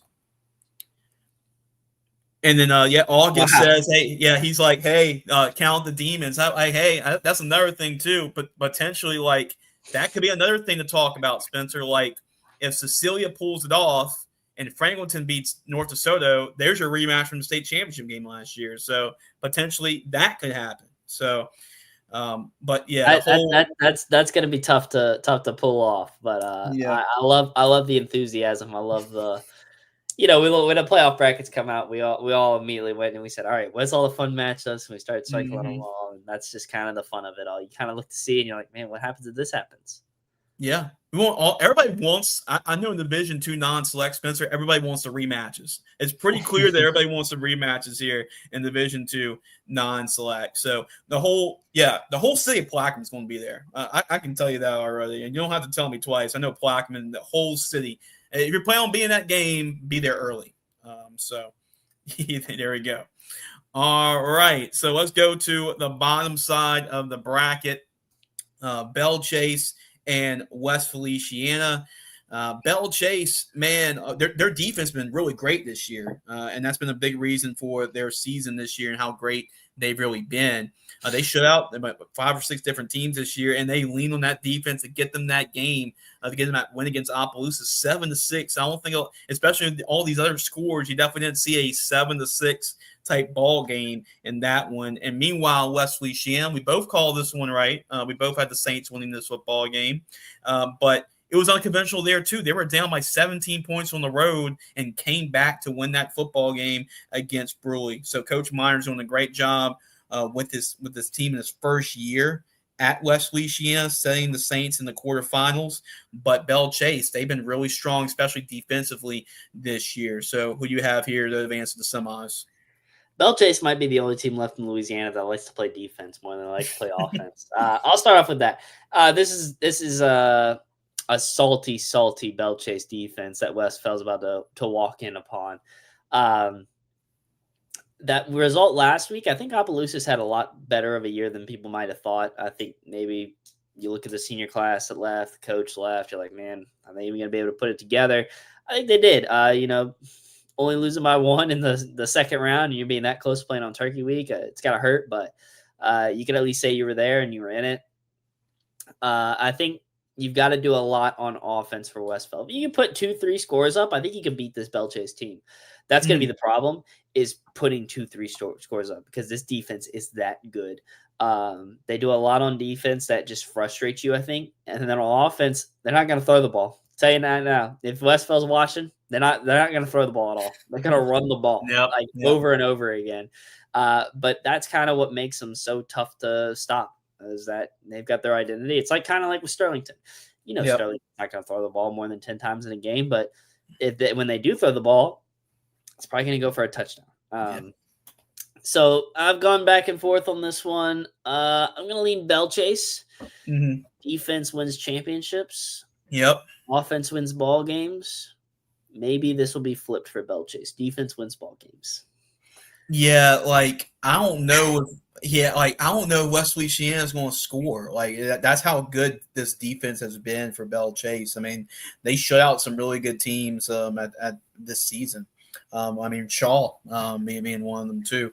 But this team, like you mentioned, they seem like they enjoy playing defense more than they enjoy scoring points. It seems like, but I think that formula is going to work. I like these teams that can run the football, control, don't make any mistakes, control the line of scrimmage, and then lean on your defense. And that's what I'm gonna say about this Bell Chase football team. It's going to be a low-scoring game. I'm not sure we're going to get a team that hits 20 points in this one. Maybe combined, I don't know if we get to 20. Might be 13-6 or something like that. But maybe another 6-7 for maybe. But I'm gonna go with Bell Chase to advance. I'll hardly find another 6-7 game, but it's not going to be a high scoring game. I can tell you that. So, but give me Bell Chase to advance to the next round. A great season though for West Louisiana, especially in Coach Terry Miner's first year. Letcher in Iowa. So, Franklin Parish was a team that both of us were rolling with at the very beginning. But you got to give credit to Letcher. This is a young Letcher team that has probably exceeded some expectations at this point of the year, getting that playoff win against a veteran Franklin Parish team and getting that win on the road in overtime. Now you got to play Iowa. And Iowa has been – it's crazy that we overlook them, but they're still undefeated. They've still been playing some really good football. This was kind of like the measuring stick game we were talking about last week. And because we know how sneaky Northwest can be at this time of year, but man, they just obliterated Northwest. It was a little bit of a big game there for Iowa. Now you got to play for Iowa to get kind of over that hump too, to try to get to the semis. They made a deep playoff run last year, getting there in that semifinal game. Can they do that and go over that hump and get to the Dome? They're going to have to get through a team that's done it plenty of times before, and then Coach Dwayne Jenkins and Letcher, can they do that against the Bulldogs at home? I feel like in each of them, outside of non-select Div 3, we've had something we disagree on. I think we're going to disagree on this game. Okay. But I'm going to go Letcher on the road. I like the Bulldogs this time of year. I think that win over Franklin Parish, for these young guys that they have right now, they're starting a freshman quarterback right now. Yeah. That is incredible for a freshman quarterback to go on the road in overtime. Obviously, there's some big plays he made throughout. You look at Stark. That Stark kid is crazy athletic, and he's really good. But I really just like Letcher. I think their offensive line is huge. In high school, I think it's all about winning the trenches. And right now, the trenches I tell you what, the trenches are doing work for the Bulldogs. That's kind of what, I think Franklin Parish probably has one of the best offensive lines or defensive lines. You look at some of the guys they have on that line, Tavon Bell. I thought their ability to kind of slow that down and just for the offensive line to roll through them as much as they did. Give me Letcher. I just think that offensive line, man, there's something about that group right now that they're playing really well. They open up big gaps. They make everything they take a lot of the pressure off of those receivers and those quarterback that's really young. And then they could just be salty enough on defense to try to slow down Iowa. I like Letcher on the road. Give me the home team. Give me Iowa. Give me the Yellow Jackets. Yep. There's another one we'll agree to disagree. Give me Iowa. I think they proved a lot to me against Northwest, winning the fashion that they did. I know how talented they are, and I think Carter Ash, who's a great running back from Iowa. I know JV Adams has been really great for them this season. They got Casey Lewis as well. He's a good 1-2 punch there. They can throw the ball if they need to as well. They got Houston commit Jeremiah Bushnell, a really great receiver. So they can definitely beat you multiple different ways, throwing the ball, running the ball. Their defense is certainly good enough. They had a couple interceptions last week. They're overall a really good football team. That's the reason why they're undefeated and why they're number 2 seed. So Iowa, this is a team that's motivated as well. After being just short of going to the Dome, this is a team kind of like Plaquemine that, they when the stars align, they're playing their best football. It's hard to beat the Yellow Jackets, and that's why they're undefeated still. So I'm going to roll with the Iowa train. I'm going to go with Iowa. I think they proved to me a lot with the win last week against Northwest in the fashion that they did. So I have a lot of respect for Lutcher and their football program, but give me Iowa to advance. So say what games you guys attending this week before you go to select? Well, I'm going to be calling the Oak Grove St. James game. So that I'll be calling that game for Varsity Sports Now. And I'm going to be seeing Spencer there as well. He's going to be going back and forth between that game and Riverside Academy and Washita Christian. So. Yeah, my highlights will air on the LHSA Network 11 to midnight, Friday night in the boot. Great highlight show. Can have Jace up on your phone. You can have the Friday night in the boot up on your smart TV. Perfect. Great times. Perfect. Well, let's go to Division II Select, and we're going to line this one up in Division II Select. We got forks up right here. That's right. Here we go. St. Charles Catholic, E.D. White, 2 teams. You kind of put them in a mirror, like they pretty much play exactly what they want to play. Like they want to play disciplined, mistake-free football, control the line of scrimmage, play great defense, beat sound. You're going to have to beat these 2 guys. And they both workman-like games. St. Charles Catholic, 56-7 against Northside. E.D. White, 35-7 against St. Michael. This is going to be the rematch of the 6-3A District Championship. It was U High that got the win 14-8 over Madison Prep in the regular season. We get the rematch here between the Cubs and the Chargers. Madison Prep gets a 42-26 win over John F. Kennedy. I called this one last week for Varsity Sports Now. U High got a 50-16 win over Booker T. Washington of Shreveport. And you look at the bottom side of the bracket, we have Lake Charles Prep and Vanderbilt Catholic. Lake Charles Prep got a 42-23 win over Leesville. Meanwhile, Vanderbilt Catholic got a 49-24 win over Carver. And then our final matchup, Archbishop Shaw dominant over Haynes Academy, 49-6. They'll take on Loyola College Prep, 42-0, as the Flyers dominated the Bel Air Bengals after getting their first playoff win since 2003. So these are Division II Select quarterfinal matchups. We're going to talk about first St. Charles Catholic, E.D. White. St. Charles Catholic, they're back to Comet form. They've been really dominant this year. Their only loss this season was a fluky game. The way to end that game against St. James to lose that football game. But St. Charles Catholic has been dominant all season long. Then you got to play E.D. White, who after a slow start to the season, man, after they went to the non-district slate, they've been dominant in district play. And they've been rolling. They were in the Dome last year. So these are 2 teams that are well coached. Coach Wayne Stein, Coach Kyle Lassane. These are 2 teams that you're going to have to beat these guys because they're not going to beat themselves. Now, I think this question is going to come like which team is going to make more of the mistakes in this game between 2 disciplined, well-coached teams. We talk about St. Charles Catholic and E.D. White. You kind of took the words out of my mouth, man. I mean, there you go. Whoever makes whoever makes more mistakes is probably going to end up losing this game. This game's probably going to come down to the wire. I like this game to go to overtime, maybe double overtime, maybe triple overtime. This is going to be a classic. I actually got an offer to change my plans a little bit and end up at this game. Mm-hmm. Just kind of liked where I was already going to. But man, this one's gonna be fun. I don't even Yeah. know where to start on a pick for it. I went back and forth on it.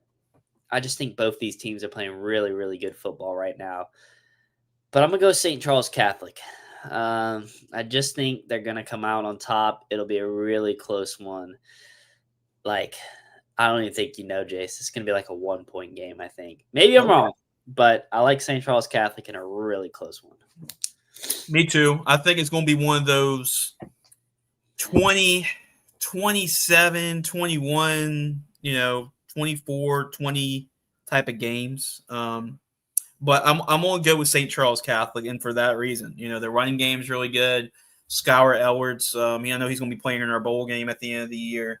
He's a great back, a workman. He's definitely a workhorse running back for St. Charles Catholic, and he doesn't really get enough credit for really being the bell cow of that offense. But their defense, their defense is always going to be really good. And there's probably not a more well-coached defense than that defense is at St. Charles Catholic. They did a great job this year against Dunham and Elijah Haven and threw a lot of different stuff out against Elijah Haven this year. So give me St. Charles Catholic. They have a championship pedigree. And when they get to the dance, it's really hard denying the comments from getting to the Dome, whether it's been Frank Monica or Wayne Stein, it still continues. Give me St. Charles Catholic to advance to the next round. All right, so in agreement there. How about Mass and Prep U High? I call this one on Varsity Sports Now, the district championship. It's crazy we had this many talented players, a lot of Saturday players, that there were only 3 touchdowns scored that game, and there was only 1 offensive touchdown scored that game. But that's how that game went. It was a weird game, but U High able to get the win, able to get the district championship. Mass and Prep wants revenge. I know you're saying about maybe being a good team twice, maybe a little bit overrated, but this might be an exception here because, Mass and Prep is definitely capable. And I really thought calling that game that there were some instances that Mass and Prep was the better team. So this could go really either way. We talked about Mass and Prep, U High. Which way you're leaning? Do you think the Cubs will continue and get, sweep the Chargers this year, or do you think the Chargers will get revenge here? Yeah, so this is going to be the LHSA Network Game of the Week. We're excited to be having this game on the network. Obviously, if you haven't ever heard of the LHSA Network before, you can download it on your smart TV, TV-connected devices. Great opportunity for both these programs to book their spot in the semifinal game. I'm not going to make a pick, but I have said in the past that Madison Prep is my team to make the Dome. So there you go. That's my pick, not so pick. Gotcha. I think these two teams are very well matched up. This is, like you mentioned, this is one of those. It's tough to beat a team twice in a year. Exactly this. Yeah. Like this is the definition. Like the first game was really close and came down to, like you mentioned, both teams saw instances where they're the better team, but U High just came out on top. I think with it being so close the first time, Chargers going to have that juice with them, and I like them to win this game. And you can watch on the LHSA Network, 7 p.m. Watch on your TV app if you want to sit at home. There'll be a replay of the game up on Tuesday night-ish, around there. And then, you watch that game, and then you can hang out on the LHSA Network TV app, and then you get to watch Friday Night in the Boot, 11 to midnight. Steve Schneider, Troy LaBeouf. Those guys will chop it up in the studio. And I'll probably be sniffling somewhere out in the River Parishes.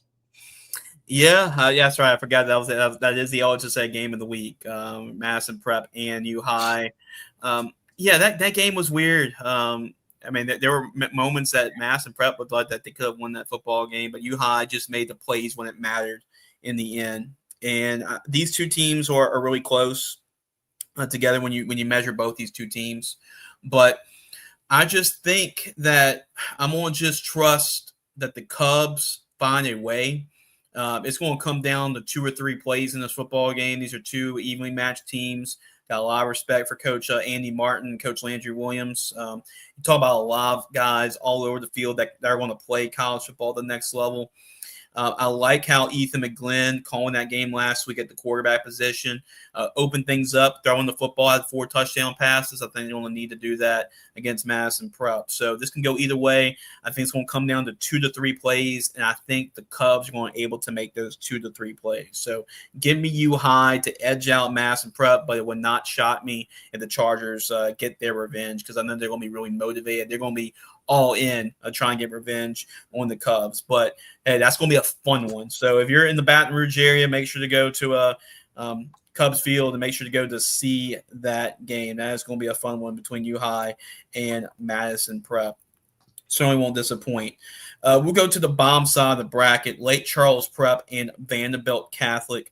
Lake Charles Prep has been really fun to watch. They can score a lot of points. They got a really good quarterback, too. They got a lot of great skill weapons. Vanderbilt Catholic is having a good season this year. They did lose to Edie White, but they come up with a big win, 49-24 over George Washington Carver in the last round. So Lake Charles Prep, they're trying to accomplish a little bit of history too, and I think that side of the bracket could be pretty favorable for them. So, what you leaning here? You leaning towards the Trailblazers, or you leaning towards the Terriers? This one's tough to pick. Yeah.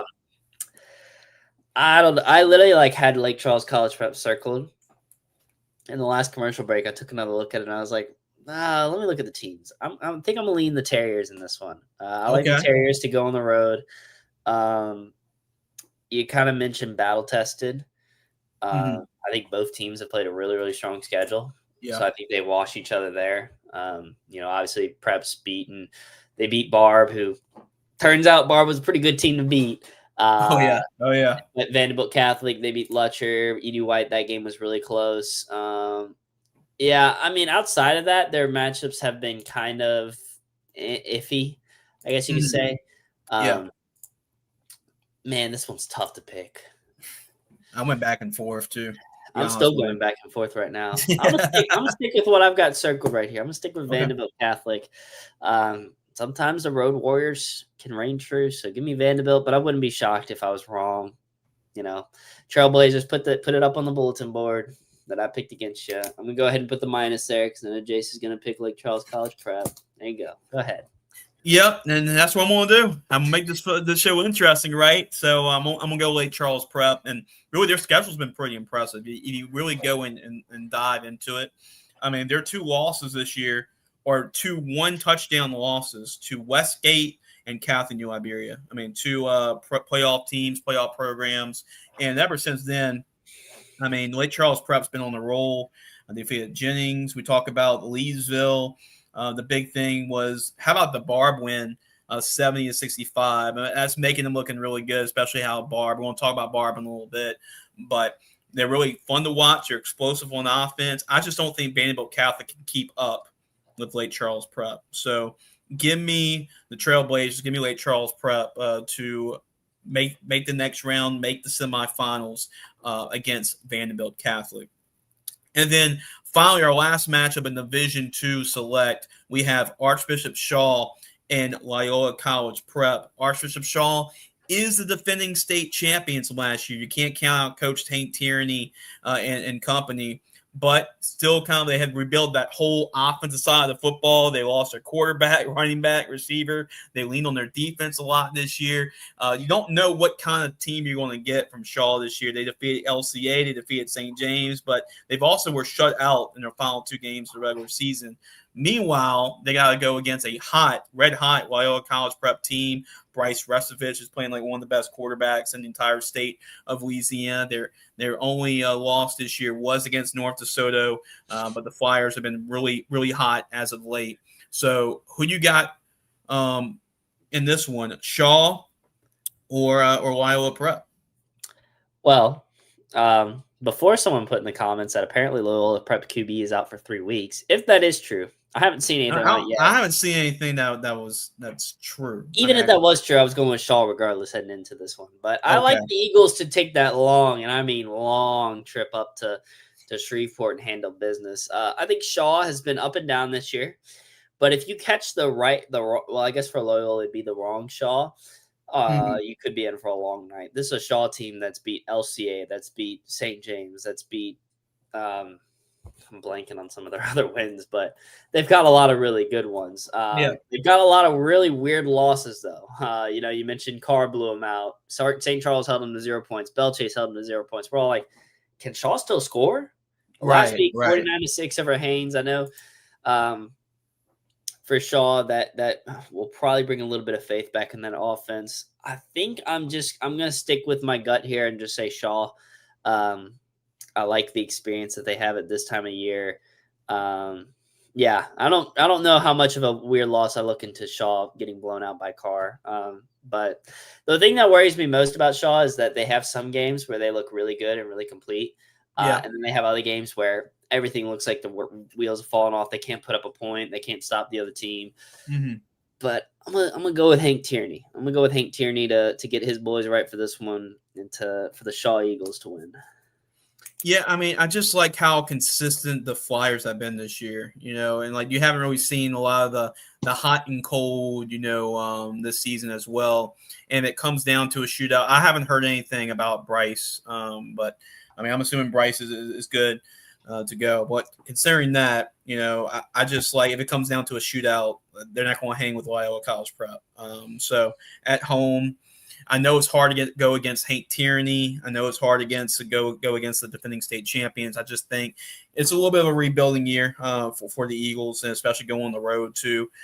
This Loyola team's been playing some really good football as of late as well. So I'm gonna lean with Loyola, but I mean it can go either way. I do believe though that whoever wins this game will go to the Dome, whether it's Shaw. Whereas Loyola, I think that the winner of that game is going to advance to the Dome. So just my opinion there. But should be a good one between Loyola College Prep and Archbishop Shaw. We got one more comment, both of from Hayden. Both of the other times Shaw played a dynamic top talent quarterbacks. They won. That is a good point. St. James and LCA, and they both have Juwan Jackson and Braylon Walker. I know Loyola Prep's got a great quarterback as well in Bryce Rusevich. So we'll see. But, yeah, I'm going to lean towards Loyola, but won't shock me if Shaw gets the win there. But we disagree on 3 of these games in this bracket. The only one we agree with on is St. Charles and E.D. White. How about that? How about that? Yeah, we're definitely mixing it up here tonight. So we're going to take our final commercial break. We're almost to the finish line, Spencer. We're almost there. As we'll talk about Division I. We're talking about the big boys, Division I non-select and Division I select. We'll be right back after words from Tommy's Windows. Doors and Siding, locally owned and operated with over 20 years experience and dedicated to providing you with affordable options to transform any home or business. So call today, 225-250-8808. Go Tommy's, and you'll see the difference clearly. Siding, locally owned and operated with over 20 years experience and dedicated to providing you with affordable options to transform any home or business. So call today, 225-250-8808. Go Tommy's, and you'll see the difference clearly. Tommy's Windows, Doors, and Siding, locally owned and operated with over 20 years experience and dedicated to providing you with affordable options to transform any home or business. So call today, 225-250-8808. Go Tommy's, and you'll see the difference clearly. All right, we're about to get back, and there is Spencer, trying to time it up just right, during the commercial break. But we're finally to the finish line. We got 2 more brackets to go through before the end of the show today. Just want to thank everybody. Thank you so much for everybody that's commented on the show. We appreciate all the comments that are coming in. Make sure to share it out. Make sure to like. Make sure to share it out. Share the show out. We really appreciate it. And follow us wherever you're watching, whether it's on Facebook, X, YouTube. Wherever you're watching us, make sure to subscribe to us. Make sure to follow us, and as we'll do this every single weekend. And next couple of weeks, get less and less games to talk about. We'll probably get more and more guests on the show here too. All right, Spencer, time to talk about the big boys. We're talking about Division I. We're going to talk about Division I non-select first before we go to Division I select. And let's talk about these playoff brackets here. Ruston, there were some chances, right? Like Westgate played pretty tough against Ruston a couple of years ago. This wasn't the case here. Ruston all over Westgate, 51-13. A statement made by Coach Ball and the Bearcats. And how about Southside? They get a 56-42 win over Terrebonne. Jess Curtis, these are two coaches that know what it takes to win in November, and Jess Curtis and Jared Ball. And then we have a Baton Rouge matchup. Speaking of two coaches that know what it takes to win this time of year, two state championship coaches. We talk about David Semino at Central. We talk about Coach David Brewerton over there at Zachary. A Baton Rouge matchup. Central and Zachary. Central coming off after both these two teams already played Baton Rouge games in the previous round. Central 46-32 win over East Ascension. And we got Zachary with a 44-21 win over Denham Springs. And then you look at the bottom side of the bracket. Ouachita Parish, man. We're going to talk about the bottom side of the bracket. We got some Cinderellas that are dangerous right now. Ouachita Parish is certainly dangerous right now. They got a big upset, 21-19 over Destrehan in the second round. Meanwhile, Parkway, they were able to outlast Hanville 37-31. Now set Parkway and Ouachita Parish in the quarterfinals. And how about Barb? They busted my whole bracket here. Talking about the Barb Buccaneers, and their offense has been explosive with their quarterback and Jordan Griffin. That running back is some player, some dude. I can tell you that. He is a baller. And they're able to upset West Monroe 42-35. Now they're going to have to play another 2-5A power. You get rid of West Monroe. Now can you do it again against the Neville Tigers as the number 2 overall seed? So, Spencer, this has gotten the feel of, throw out the records. Probably the hottest team at the hottest time. Is that type of bracket. It could be anybody's bracket here. But we're going to talk about that first matchup between Ruston and Southside. Ruston, they won the state championship 2 years ago. Last year, I don't know. I think they forgot to show up to the Dome after what Central did to them last year. But, yeah, Ruston, now they're going to try to continue their push. They got Southside Jess Curtis. He continues to elevate this program year after year after making the change from Manny now to Southside, and he's got this program rolling. Can they take another big step in getting that huge milestone win over Ruston, or do you see the Bearcats rolling? I think I see the Bearcats coming on top of this one. I think it'll be closer than it was last year. Last year, Southside went up there and Ruston was all over them, kind of demolished them. I think it'll be closer than that. I think this is a Ruston squad that a lot of people were worried about it. The health with Dalen out for the year at that running back room. But I think last week against Westgate, everyone, might as well bury all that talk. This squad is still really, really, really ready to go. I'm excited to see what happens with this bracket. I think there's still a lot of chaos that could happen, but I think the 1 seed Ruston's right now my safe bet to make it pretty far. I agree with you. I think Ruston's going to roll here. I mean, Southside, ton of respect. When I saw that Jess got that job to be the coach at Southside, I knew that they're going to be a contender, and he's got them contending pretty early, only in his second year at Southside. So he's going to get them there like he did with Manny, but I just don't think the time's just now yet. Ruston, like you might mention, they lose their running back, but they still got other running backs out there at Ruston, trust me. And when they need to throw the football, Ahmad Hudson, there's just not many people that can match up with a guy like that. So give me Ruston to advance and move on to the semifinals. And I think they're on a mission as well after how things ended last year in the Dome. And they lost big to Central. Central trying to get back there. They're trying to set up a rematch with Ruston. But the defending state champs, man, they got Zachary. Zachary made a statement, getting a 44-21 win over Denham Springs. It's kind of what we talked about Coach Joe Spat for earlier. Like we learned the lesson the hard way. Don't go against David Brewerton and the Zachary Broncos, but do you go against them again against David Semino and Central? Remember, this is a rematch from earlier this year, a game that was won by Central, so keep that in mind. So does Central do it again, or do the Broncos get the rematch? Because we know what they're like. They take it up a notch when they're playing football in November. Yeah, it was 35-33 in the initial game. I initially had Central circled.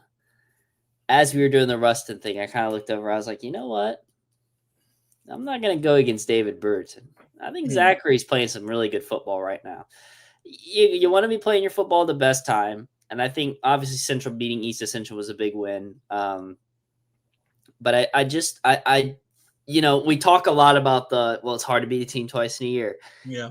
Well, it's only hard to do that if the first game was close. The first game was 2 points. Yeah. I'm still debating it in my head. I'm going to go Zachary. I like David Burton. I like the squad. I think Central's still a little beat up. Last time I was out there, I saw Jake Jarrow on some crutches, and he's a leader of that defense. If he's back, it might make a difference. But if he's out, that's a huge loss for the Wildcats. So give me Zachary in a close one, a nail biter, as some might say. Yeah, I went back and forth with this. I mean, you can pretty much flip a coin, and I mean, I would not disagree with you either way. That's how close this is. But I'm gonna go. It's just something that I just see it potentially happen again with Central and Ruston playing in the next round. So I think it just the stars align, for stuff like that to write itself. I'm killing myself because I don't want to go against David Burton again, and I know he can burn me here. But I'm going to go with Central here. I like how they got the two quarterback system they got rolling. It's hard to prepare for both those guys. And defense, not exactly the defense they had last year, but they're finding ways to win. And the two Davids are both got their programs rolling. But give me David Semino in Central to get the win. But man, I'm not feeling great about it. This could go either way, to be honest with you. We had to disagree on one game. Yep. That'll probably be it. So give me Central, but man, that's going to be a fun one at Wildcat Stadium. I know that for a fact. Ouachita Parish and Parkway. Ouachita, I'm talking about like playing some of their best football right now. Ouachita is definitely doing that. They got a big win over Destrehan last week, and especially that 2-5A district they play in. They're not intimidated by anybody based on the district they play in, and they showed that against Destrehan. And now they got Parkway. Parkway has had a good season this year under Coach Brotherton, and I know they got a really good quarterback as well over there. They've scored some points this year over there at Parkway. But, man, I mean, Ouachita was one of those dangerous teams. We knew about the record was really deceiving because I think 3 of their 4 losses were like one possession games to those teams in 2-5A. But, yeah, I mean, who do you have here? You have Ouachita continuing this run that they got going on, or do you have Parkway advancing? I've got Ouachita. I think the way that they handled business last week spoke volumes to me. Yeah. Destrehan was a really good team. A lot of teams people thought were going to win it all in the dome. I think Ouachita to go on the road and be able to handle business like they did. Doing it on special teams as well. They had a block punt return for a touchdown, and I like the way this Ouachita team is playing. Parkway obviously got a big win last week in overtime, but I think Ouachita is going to be able to do some damage to them this week. I think these two teams actually played in the start of the year in a scrimmage. So they know each other a little bit, but the teams have changed a lot since then. So yeah, but give me Ouachita. I'm a lean Ouachita in this one. Yeah, I know. Like I mentioned, I know Parkway has had Mikhail Williams, her brother, KB Williams, is a quarterback, and he's a pretty good quarterback over there at Parkway. But yeah, Ouachita's playing just really good football right now. Montreal Connor, talk about Wydell Clark, all those guys, and they've lost some of those games earlier this year against those teams. When you look at that district, it's packed. You look at Neville, you look at West Monroe, you look at Ash, you kind of go down the line, and yeah, by that. I mean, that logic, Ouachita is not going to be intimidated by Destrehan, when you play those teams every single week, and you're that competitive with them every single week. So, and I think they've gone through some of their Parkway's a good team, but I think they've gone and played some other tougher teams earlier this year. So give me Washita Parish. That's why I do agree with you, Spencer, for the Lions to advance and getting on that run. Now, can we potentially have two, hot lower seeded teams, make to the next round when we talk about it? Because Barb is another Cinderella team that has been on the run right now. Our offense has been really explosive. They're coming off a 42-35 win over West Monroe. They got a great quarterback. Their running back's really electrifying as well, and Jordan Griffin over there at Barb. West Monroe, they kind of fell apart. They gave them too much of an advantage early in that game for Barb, and Barb was able to carry that momentum and move on and get that win on the road against West Monroe. But Barb is going to have to do that again against another 2-5A power in Neville. Neville took care of business. They won that football game 31-14. Can Barb continue that Cinderella run, or does it strike midnight for the Buccaneers? The thing that I think Barb has really done well over the past couple weeks is they've started games fast and they've started games well. When they go out to a lead, I just think they become so much tougher to beat because they're going to put up points. Like if you can't score more than 40 points, you're going to struggle against Barb. I've enjoyed watching this fairy tale so much. This has been so fun to watch, this Barb team that not a lot of people, well, I say not a lot. When the bracket kind of came out, we all said, hey, look, don't overlook this Barb team. This Barb team can make a little bit of a run. Yeah. But I just think the way that they've been playing over the last couple of weeks, I think the clock is going to strike midnight. I don't know if they can keep up with this Neville squad. I think Neville has a lot more of kind of like an athletic secondary. Look at Juju Burns. Right. I think he's going to be able to come in on some of those run plays. You mentioned it's tough to stop both of them. I like Neville in this one. And then it sets up a really fun, exciting Neville Washita Parish rematch, which was a 1-point game in the regular season. But at Barb, I mean, to be fair, last year Central ran through all the Northeast Louisiana teams. This year, could it be Barb who does it? You already beat West. No, you already beat Neville. If Washita Parish wins, you'd have to beat Washita Parish, and then if Ruston makes the dome, you got to beat Ruston as well. So you'd have to run through all of 2-5A. But if this offense can stay hot, this Barb team can go as far as that offense will take them, but I think the journey ends this week. I think so too. Like you mentioned, I think Neville with their defense, Juju Burns, and I think their offense. Parker Robinson, and they got really talented. They got a big 6'4" wide receiver over there that just wins jump balls all the time over there for Neville. But I think they can score with them if they need to. And I think their defense is I trust them to get the stops in this one. So Barb's going to put up their points. They're going to make this intriguing. But I'm going to go with Neville. I think the Cinderella run ends here. I think it's tough. It's just too tough of a task, in my opinion, to go and beat West Monroe on the road 1 week and then do the same thing, go on the road and play Neville and do it again the next week. So I think it's just too tough for Barb. But what a run the Buccaneers made in this playoffs. But I got Neville advancing and moving on to the semifinals. So that is the Division I non-select. Spencer, we're almost at the finish line here. This is our last bracket of the night, Division I select.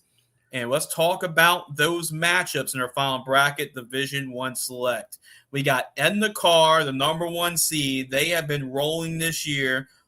Definitely have looked like the number 1 team in the entire state of Louisiana.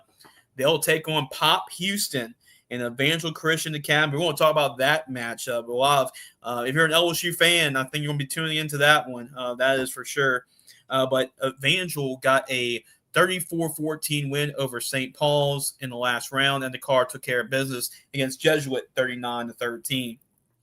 And how about this matchup? Alexandria and Catholic in the quarterfinals here. The Trojans, they were able to win 38-27 against Brother Martin. Meanwhile, Catholic did a great job limiting a Jamarce Platter and the Captain Shreve offense, only 14 points, 37-14. The Catholic High Bears will meet up with the Ash Trojans at Memorial Stadium in the quarterfinals. And how about this for a back and forth shootout? St. Augustine it had to outlast. I think they just ran out of time in this football game, 55-42 over Acadiana. Meanwhile, Rummel, a business-like game, went on the road, took on Tioga, and it was just a bad matchup for the Tioga Indians. 45-21, that sets up a Catholic League matchup with St. Augustine and Rummel. And then how about the bottom side of the bracket, the Goat Bowl, like I talked about with JT Curtis and Jim Hightower. Well, the Wanyas coach took care of business here, 49-7, a statement win for the John Curtis Patriots as they really dominated that game against St. Thomas More. And Turlings Catholic is up next, though. Turlings Catholic, undefeated season this year for the Rebels. They got a 55-22 win over Bonneville. So and then Turlings Catholic, John Curtis, that will be your division. That'll be your quarterfinal matchup in Division I Select. So, Spencer, let's break these down in Division I Select. And the car, we know about what their team all has and all the Saturday players that they have on their football team. We can go all down the list. You have an hour to spare. We can probably go and talk about all those players, but They got to go against Evangel Christian, Pop Houston. I think a lot of people are really excited to see Pop Houston, LSU commit against Richard Anderson, LSU commit, Aiden Hall, LSU commit in that matchup. So a lot of great players on the football field at one time in this football game. You have Pop Houston threading, which has been the dominant kings right now of high school football, and then the car you have and the car continuing to press along as they make the change or make the charge to another state championship. I like Endicott in this one pretty comfortably as well. When you look at it, you can put the quarterbacks together and say, look, they might be 1-1. I still think John Johnson's a really good quarterback who's going to go make some waves up at Washington State. But I just like the rest of the Carr team as well. When you compare the 1-to-1 ratio between the Carr and Evangel players, I just think Carr sweeps the board with how many great players they have. And this is going to be a drive for Evangel. That's Shreveport to New Orleans is no easy drive. But I just I like Carr to kind of defend home turf.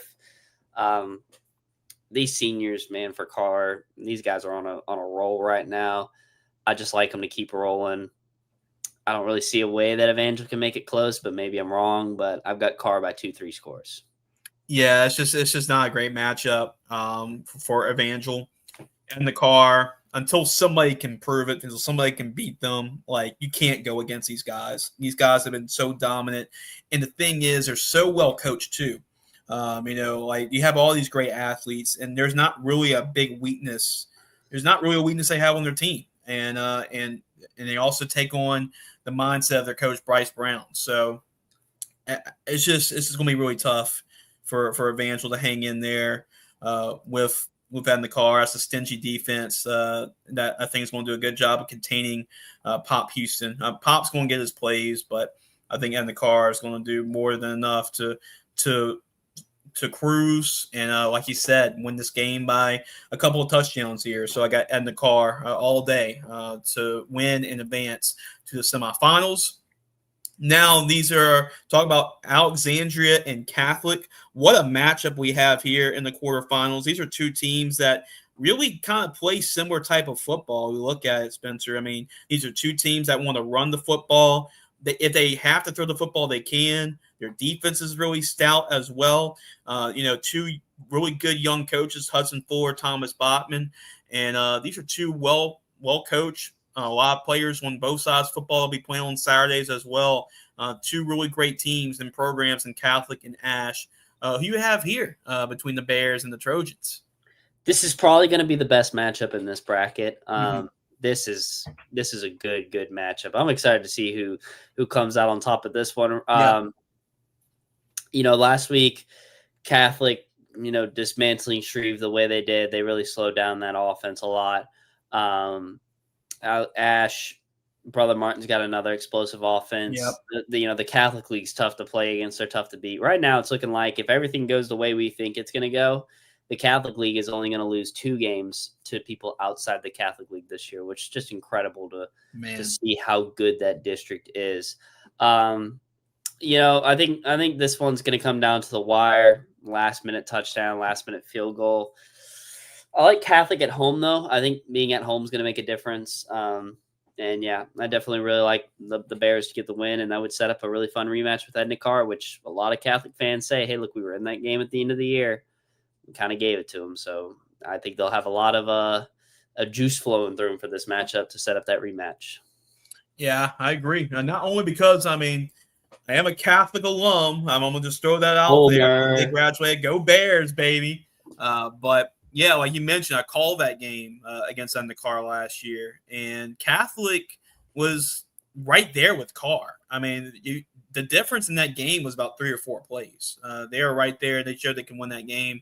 I think Catholic's really motivated by that fact as well. And I like that they're at home. Bear Nation, it's pretty crazy to go into that environment and win. But these are 2 evenly matched teams. I'm going to lean with the home team. I'm going to lean with the Catholic High Bears. And I'm going to lean with Coach Hudson Fuller and Catholic High to get it done. But much respect to what Coach Bachman's doing over there at Alexandria, because he's got them right there for sure. I know the Trojans trying to get back as well after a season they had last year, trying to get back to the Superdome too. But I got the Catholic High Bears advancing to the semifinals. Now let's go to the bomb side of the bracket. That'll be a great matchup though if we get that rematch between Edna Carr and Catholic. But in the bomb side of the bracket, St. Augustine, Archbishop Rummel. 2 Catholic League teams. We talked about it. We talk about St. Augustine and Rummel. Coach Robert Valdez is doing an awesome job with that team. Only 1 loss this year was to Edna Carr. They did play Rummel earlier this year, and it was 26-3. They took care of business. You were at that game. That's right. It was a Saturday game. That's right. Yeah, Saturday game in the Catholic League, and St. Augustine took care of business. It was a little bit of a higher scoring shootout against Acadiana, but it shows you what kind of team Robert Valdez has really built at St. Augustine. They can win games in shootouts. They got Vaishon Coulon, 2 great wide receivers to throw the ball to. And Rummel, they want to run the football, play great defense. It was 26-3 last time. I think it's going to be closer the second time around, but do you still have the Purple Knights advancing? Yeah, I still got the Purple Knights. I think last time Rummel did a lot that kind of frustrates teams against St. Aug, and we saw it too against Edna Carr, how Rummel went out to that lead. But I think St. Aug can do a lot to kind of spread things out on these defenses. I think they're really beat up too. But even last time they played, St. Aug was down a couple running backs, and the receivers showed out, and they still had a running game. Now they're down a receiver as well. I still like the Purple Knights. I know last week against Acadiana, people were telling me, you worried about that at all? No, because if you can beat the Veer at this time of year, you're at a good spot. So I like St. Aug to kind of do their thing. That game actually at halftime was 10-3, and they shut them out in the second half, which I thought was really impressive. But I like the Purple Knights this one. I like what Robert Valdez is doing with that program. Yeah, I agree.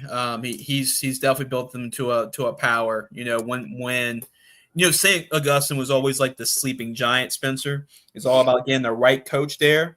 And when they hired Robert Valdez, it was an immediate home run. You just knew it. And you knew it wasn't going to take long for him to get rolling. And you see it right here.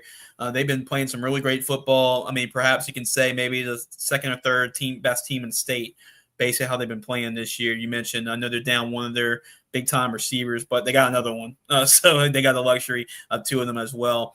That's a good point that Hayden. I know Rummel's got 2 great backs, Jaden Terrence and Corin Hawkins. So I've definitely covered them as well. But, yeah, it's going to be tough to try to play, a shootout with St. Aug, and I think that's what they're going to turn that game into. So give me the Purple Knights to win and advance to the next round. And I think Again, another yep, thing too with that game, real quick, is the last yeah, time they played, Valdez was so impressed with how his offensive line played. yeah. He calls them the big uglies up front. He And loves his O line. I know that. I think that was so huge, and that's what's going to continue to be huge for St. Aug, is if that O line can continue playing at a high level. I mean, last week, shoot, they had to go against McKinley over at Acadiana, who's one of the best D linemen in the state. Yeah. So if that O line can continue to produce, good results against the opposite trenches, I like the St. Aug team to make a good run. Oh yeah, yeah, for sure, and potentially maybe we see maybe a Catholic League matchup in the semis. Just saying, we're about to talk about it because So John many Catholic Curtis. teams. There's so many Catholic League teams left, and you got Catholic Baton Rouge as well. I mean, the whole thing is, and Turling's Catholic, man. The Catholics, they're running. Yep. They're running. Oh, okay, so he didn't play. Yeah, last McKinley. Yes, right. McKinley did not play that game because I did see him in like warm ups or something like before the game. They were showing that. So, but still, they're pretty low in the D line besides McKinley. So, still to have run that ball and put up that many points against their defense is an accomplishment. But John Curtis, Turling's man, John Curtis, they put on St. Thomas More. Now I heard that St. Thomas More was down a couple of receivers, but John Curtis still, man, like they put on the Cougars 49-7. The limit Cole Bazeron and an offense of 7 points is an accomplishment for sure. And John Curtis, can they keep it going? I think this was a rematch of the playoffs last year between John Curtis and Turling's Catholic, and John Curtis won that matchup last year. But new coach Michael Corville, first year as a head coach at Turling's Catholic, they're undefeated. Alex Munoz is playing like one of the best quarterbacks in the state of Louisiana. The Rebels have been really on the tear, but can they beat the GOAT? Can they beat JT Curtis and the Patriots in the quarterfinals? Okay, before Hayden has put in the chat that they have a lot of injuries right now, Yeah. I was going to go with JT. I stopped doubting JT in the Yeah. playoffs after last year. Yeah. Curtis is playing some good ball right now, man. To beat St. Thomas More by that much, you mentioned a lot of the receivers were out, but that still is a pretty salty defense that you're going against with Coach Hightower and his group. Man, dude, Curtis plays good ball at this time of year. I know Turlings has had a great year this year. If both teams are at full strength, I still would like John Curtis in this one. Just, man, they play such good ball at this time of year. I honestly could see him making it to the Dome. I think you gotta get over that hump of playing St. Aug next week. But man, I just think it's gonna be too much for Turlings. Yeah, I'm not going against the GOAT. I'm not going against JT Curtis. I know Turling's Catholics had a great season. Coach Corville should be proud of the team they've had and the season they've had. But not only the injuries, but I mean, I just can't go against JT Curtis. That sometimes is what it's going to boil down to. Is you just can't go against JT. I think Corville, though, he's one of the young coaches. Like, if I were to put a list of the top 10 young coaches to watch in Louisiana, for sure, he's up there as like 3, 2, 1. Yeah, I'm excited to see what he does with Turlings. I just think this year you run into JT Curtis in the playoffs, you better be ready to coach your butt off. Mm-hmm. Yeah, you gotta be ready to roll. And I think Rebels fans gonna be excited about the future. They should be really excited about the future of the program and Coach Corville, what he's doing over there, what he's building there. Continue to build that for Coach Aponche, let the program in good standings there too. But yeah, still, John Curtis. What can you say? Give me the GOAT, give me the Patriots, and man, that could set up another Catholic matchup with St. Augustine and John Curtis in the semis. That would be fun. I do agree with Hayden. Corville should be a contender for Coach of the Year. I mean, I joked with them after they beat East Ascension, like, Coach, you think this head coach pretty easy? You think this is pretty easy for you? I mean, going on the feet, winning all the games, like. He might think this is easy. But they work extremely hard at Turlings, I can tell you that much. Oh, yeah, definitely. Well, Spencer, we're banged up, bruised, and all that. We made it through. We finally made it through. We are done with the show tonight. So, Spencer, first of all, before we end things up, just your thoughts on the quarterfinals. Like I mentioned, 64 teams still playing, still practicing during Thanksgiving week, but there's only going to be 8 teams at the end that are going to be hoisting championship trophies. So it should be we had a crazy second round with a bunch of upsets, and potentially we can see a lot of that once again on Friday. Well, I just looked, and out of the 32 games that we have, we disagreed on 9 of them. So we had our differences this week. But playing on Turkey Week, it's an honor to all those kids out there who are getting ready to suit up and enjoy their turkey on Thursday and then turn around and play a football game on Friday. Soak it in, enjoy it, and love the moment of it. This is the best time of year for football here in Louisiana. It's about to get cold again. Thank goodness. I'm so tired of it being 80 degrees every day. I saw the end of the forecast. I got to get the big jacket out again. And I was like, yes, I've never been so excited to get the cold clothes out. But it's going to feel like football weather again. It's going to feel like Thanksgiving. Everything's going to be right. Hopefully we both kind of heal up a little bit. I'm excited to see what happens and excited to show some great highlights on LHSA Network. Friday night in the boot. We stream it on YouTube as well. Man, I tell you what, this has been a fun football season. And the fact that we still have 3 more weeks, including the Dome. Man, oh man, it's going to be some fun to have over the next couple of weeks. I'm just excited about it. As always, appreciate you for having me on. All the other sports for fall are kind of done. So we wrapped up swim, which is actually why I'm sick. Last week on Saturday was the last day of swim. Wrapped up cross country on Monday of last week, and then the Saturday before we had volleyball. So excited for the next couple of weeks of just some football and sprinkle in a little bit of basketball, soccer, and some wrestling in there as well. Sure. Get those spring sports, those winter sports and spring sports going, So, Spencer, make sure to check out all their great work at the LHSA Network. And Spencer is probably the hardest working man in prep sports. I can tell you that right now. He's all over the place. Filming everything, anything that has to do with a ball, and sometimes not involved with the ball, he's going to be involved. If there's any kind of game out there, he's going to be covering. So, Spencer, appreciate the good work, man. We're going to be on it next Tuesday again. Spencer, we actually might get a couple other special guests joining us next week since we got less games to talk about semifinals. So it should be a great more people to provide bulletin board material. There we go. That's exactly what we're going to do next week. But guys. Yeah. One more comment. Spencer might be at the chess championships. LOL. Dude, that's actually an LHSA sanctioned, or not sanctioned, but in esports, chess.com is one of the things they have. Chess is one of the championships, bro. I might have to go cover esports this year, and bass fishing too. I plan to go out on someone's boat at bass fishing this year. Hey, this is a sport. It counts, Rock, paper, scissors. We have the LHSA needs to do like a rock, paper, scissors championship, but let's get it going.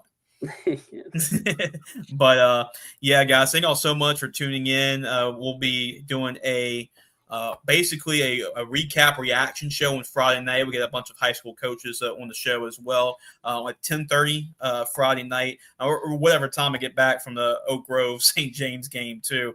And then next Tuesday, myself, Spencer, and a couple other guests will be joining us next week to break down and preview the semifinal matchups as there's going to be teams trying to punch their ticket to the Superdome. Thank you so much, guys, for watching. Make sure to subscribe to our channel. Make sure to follow us at gridironfootballusa.com if you haven't already. Follow us on our social media channels too.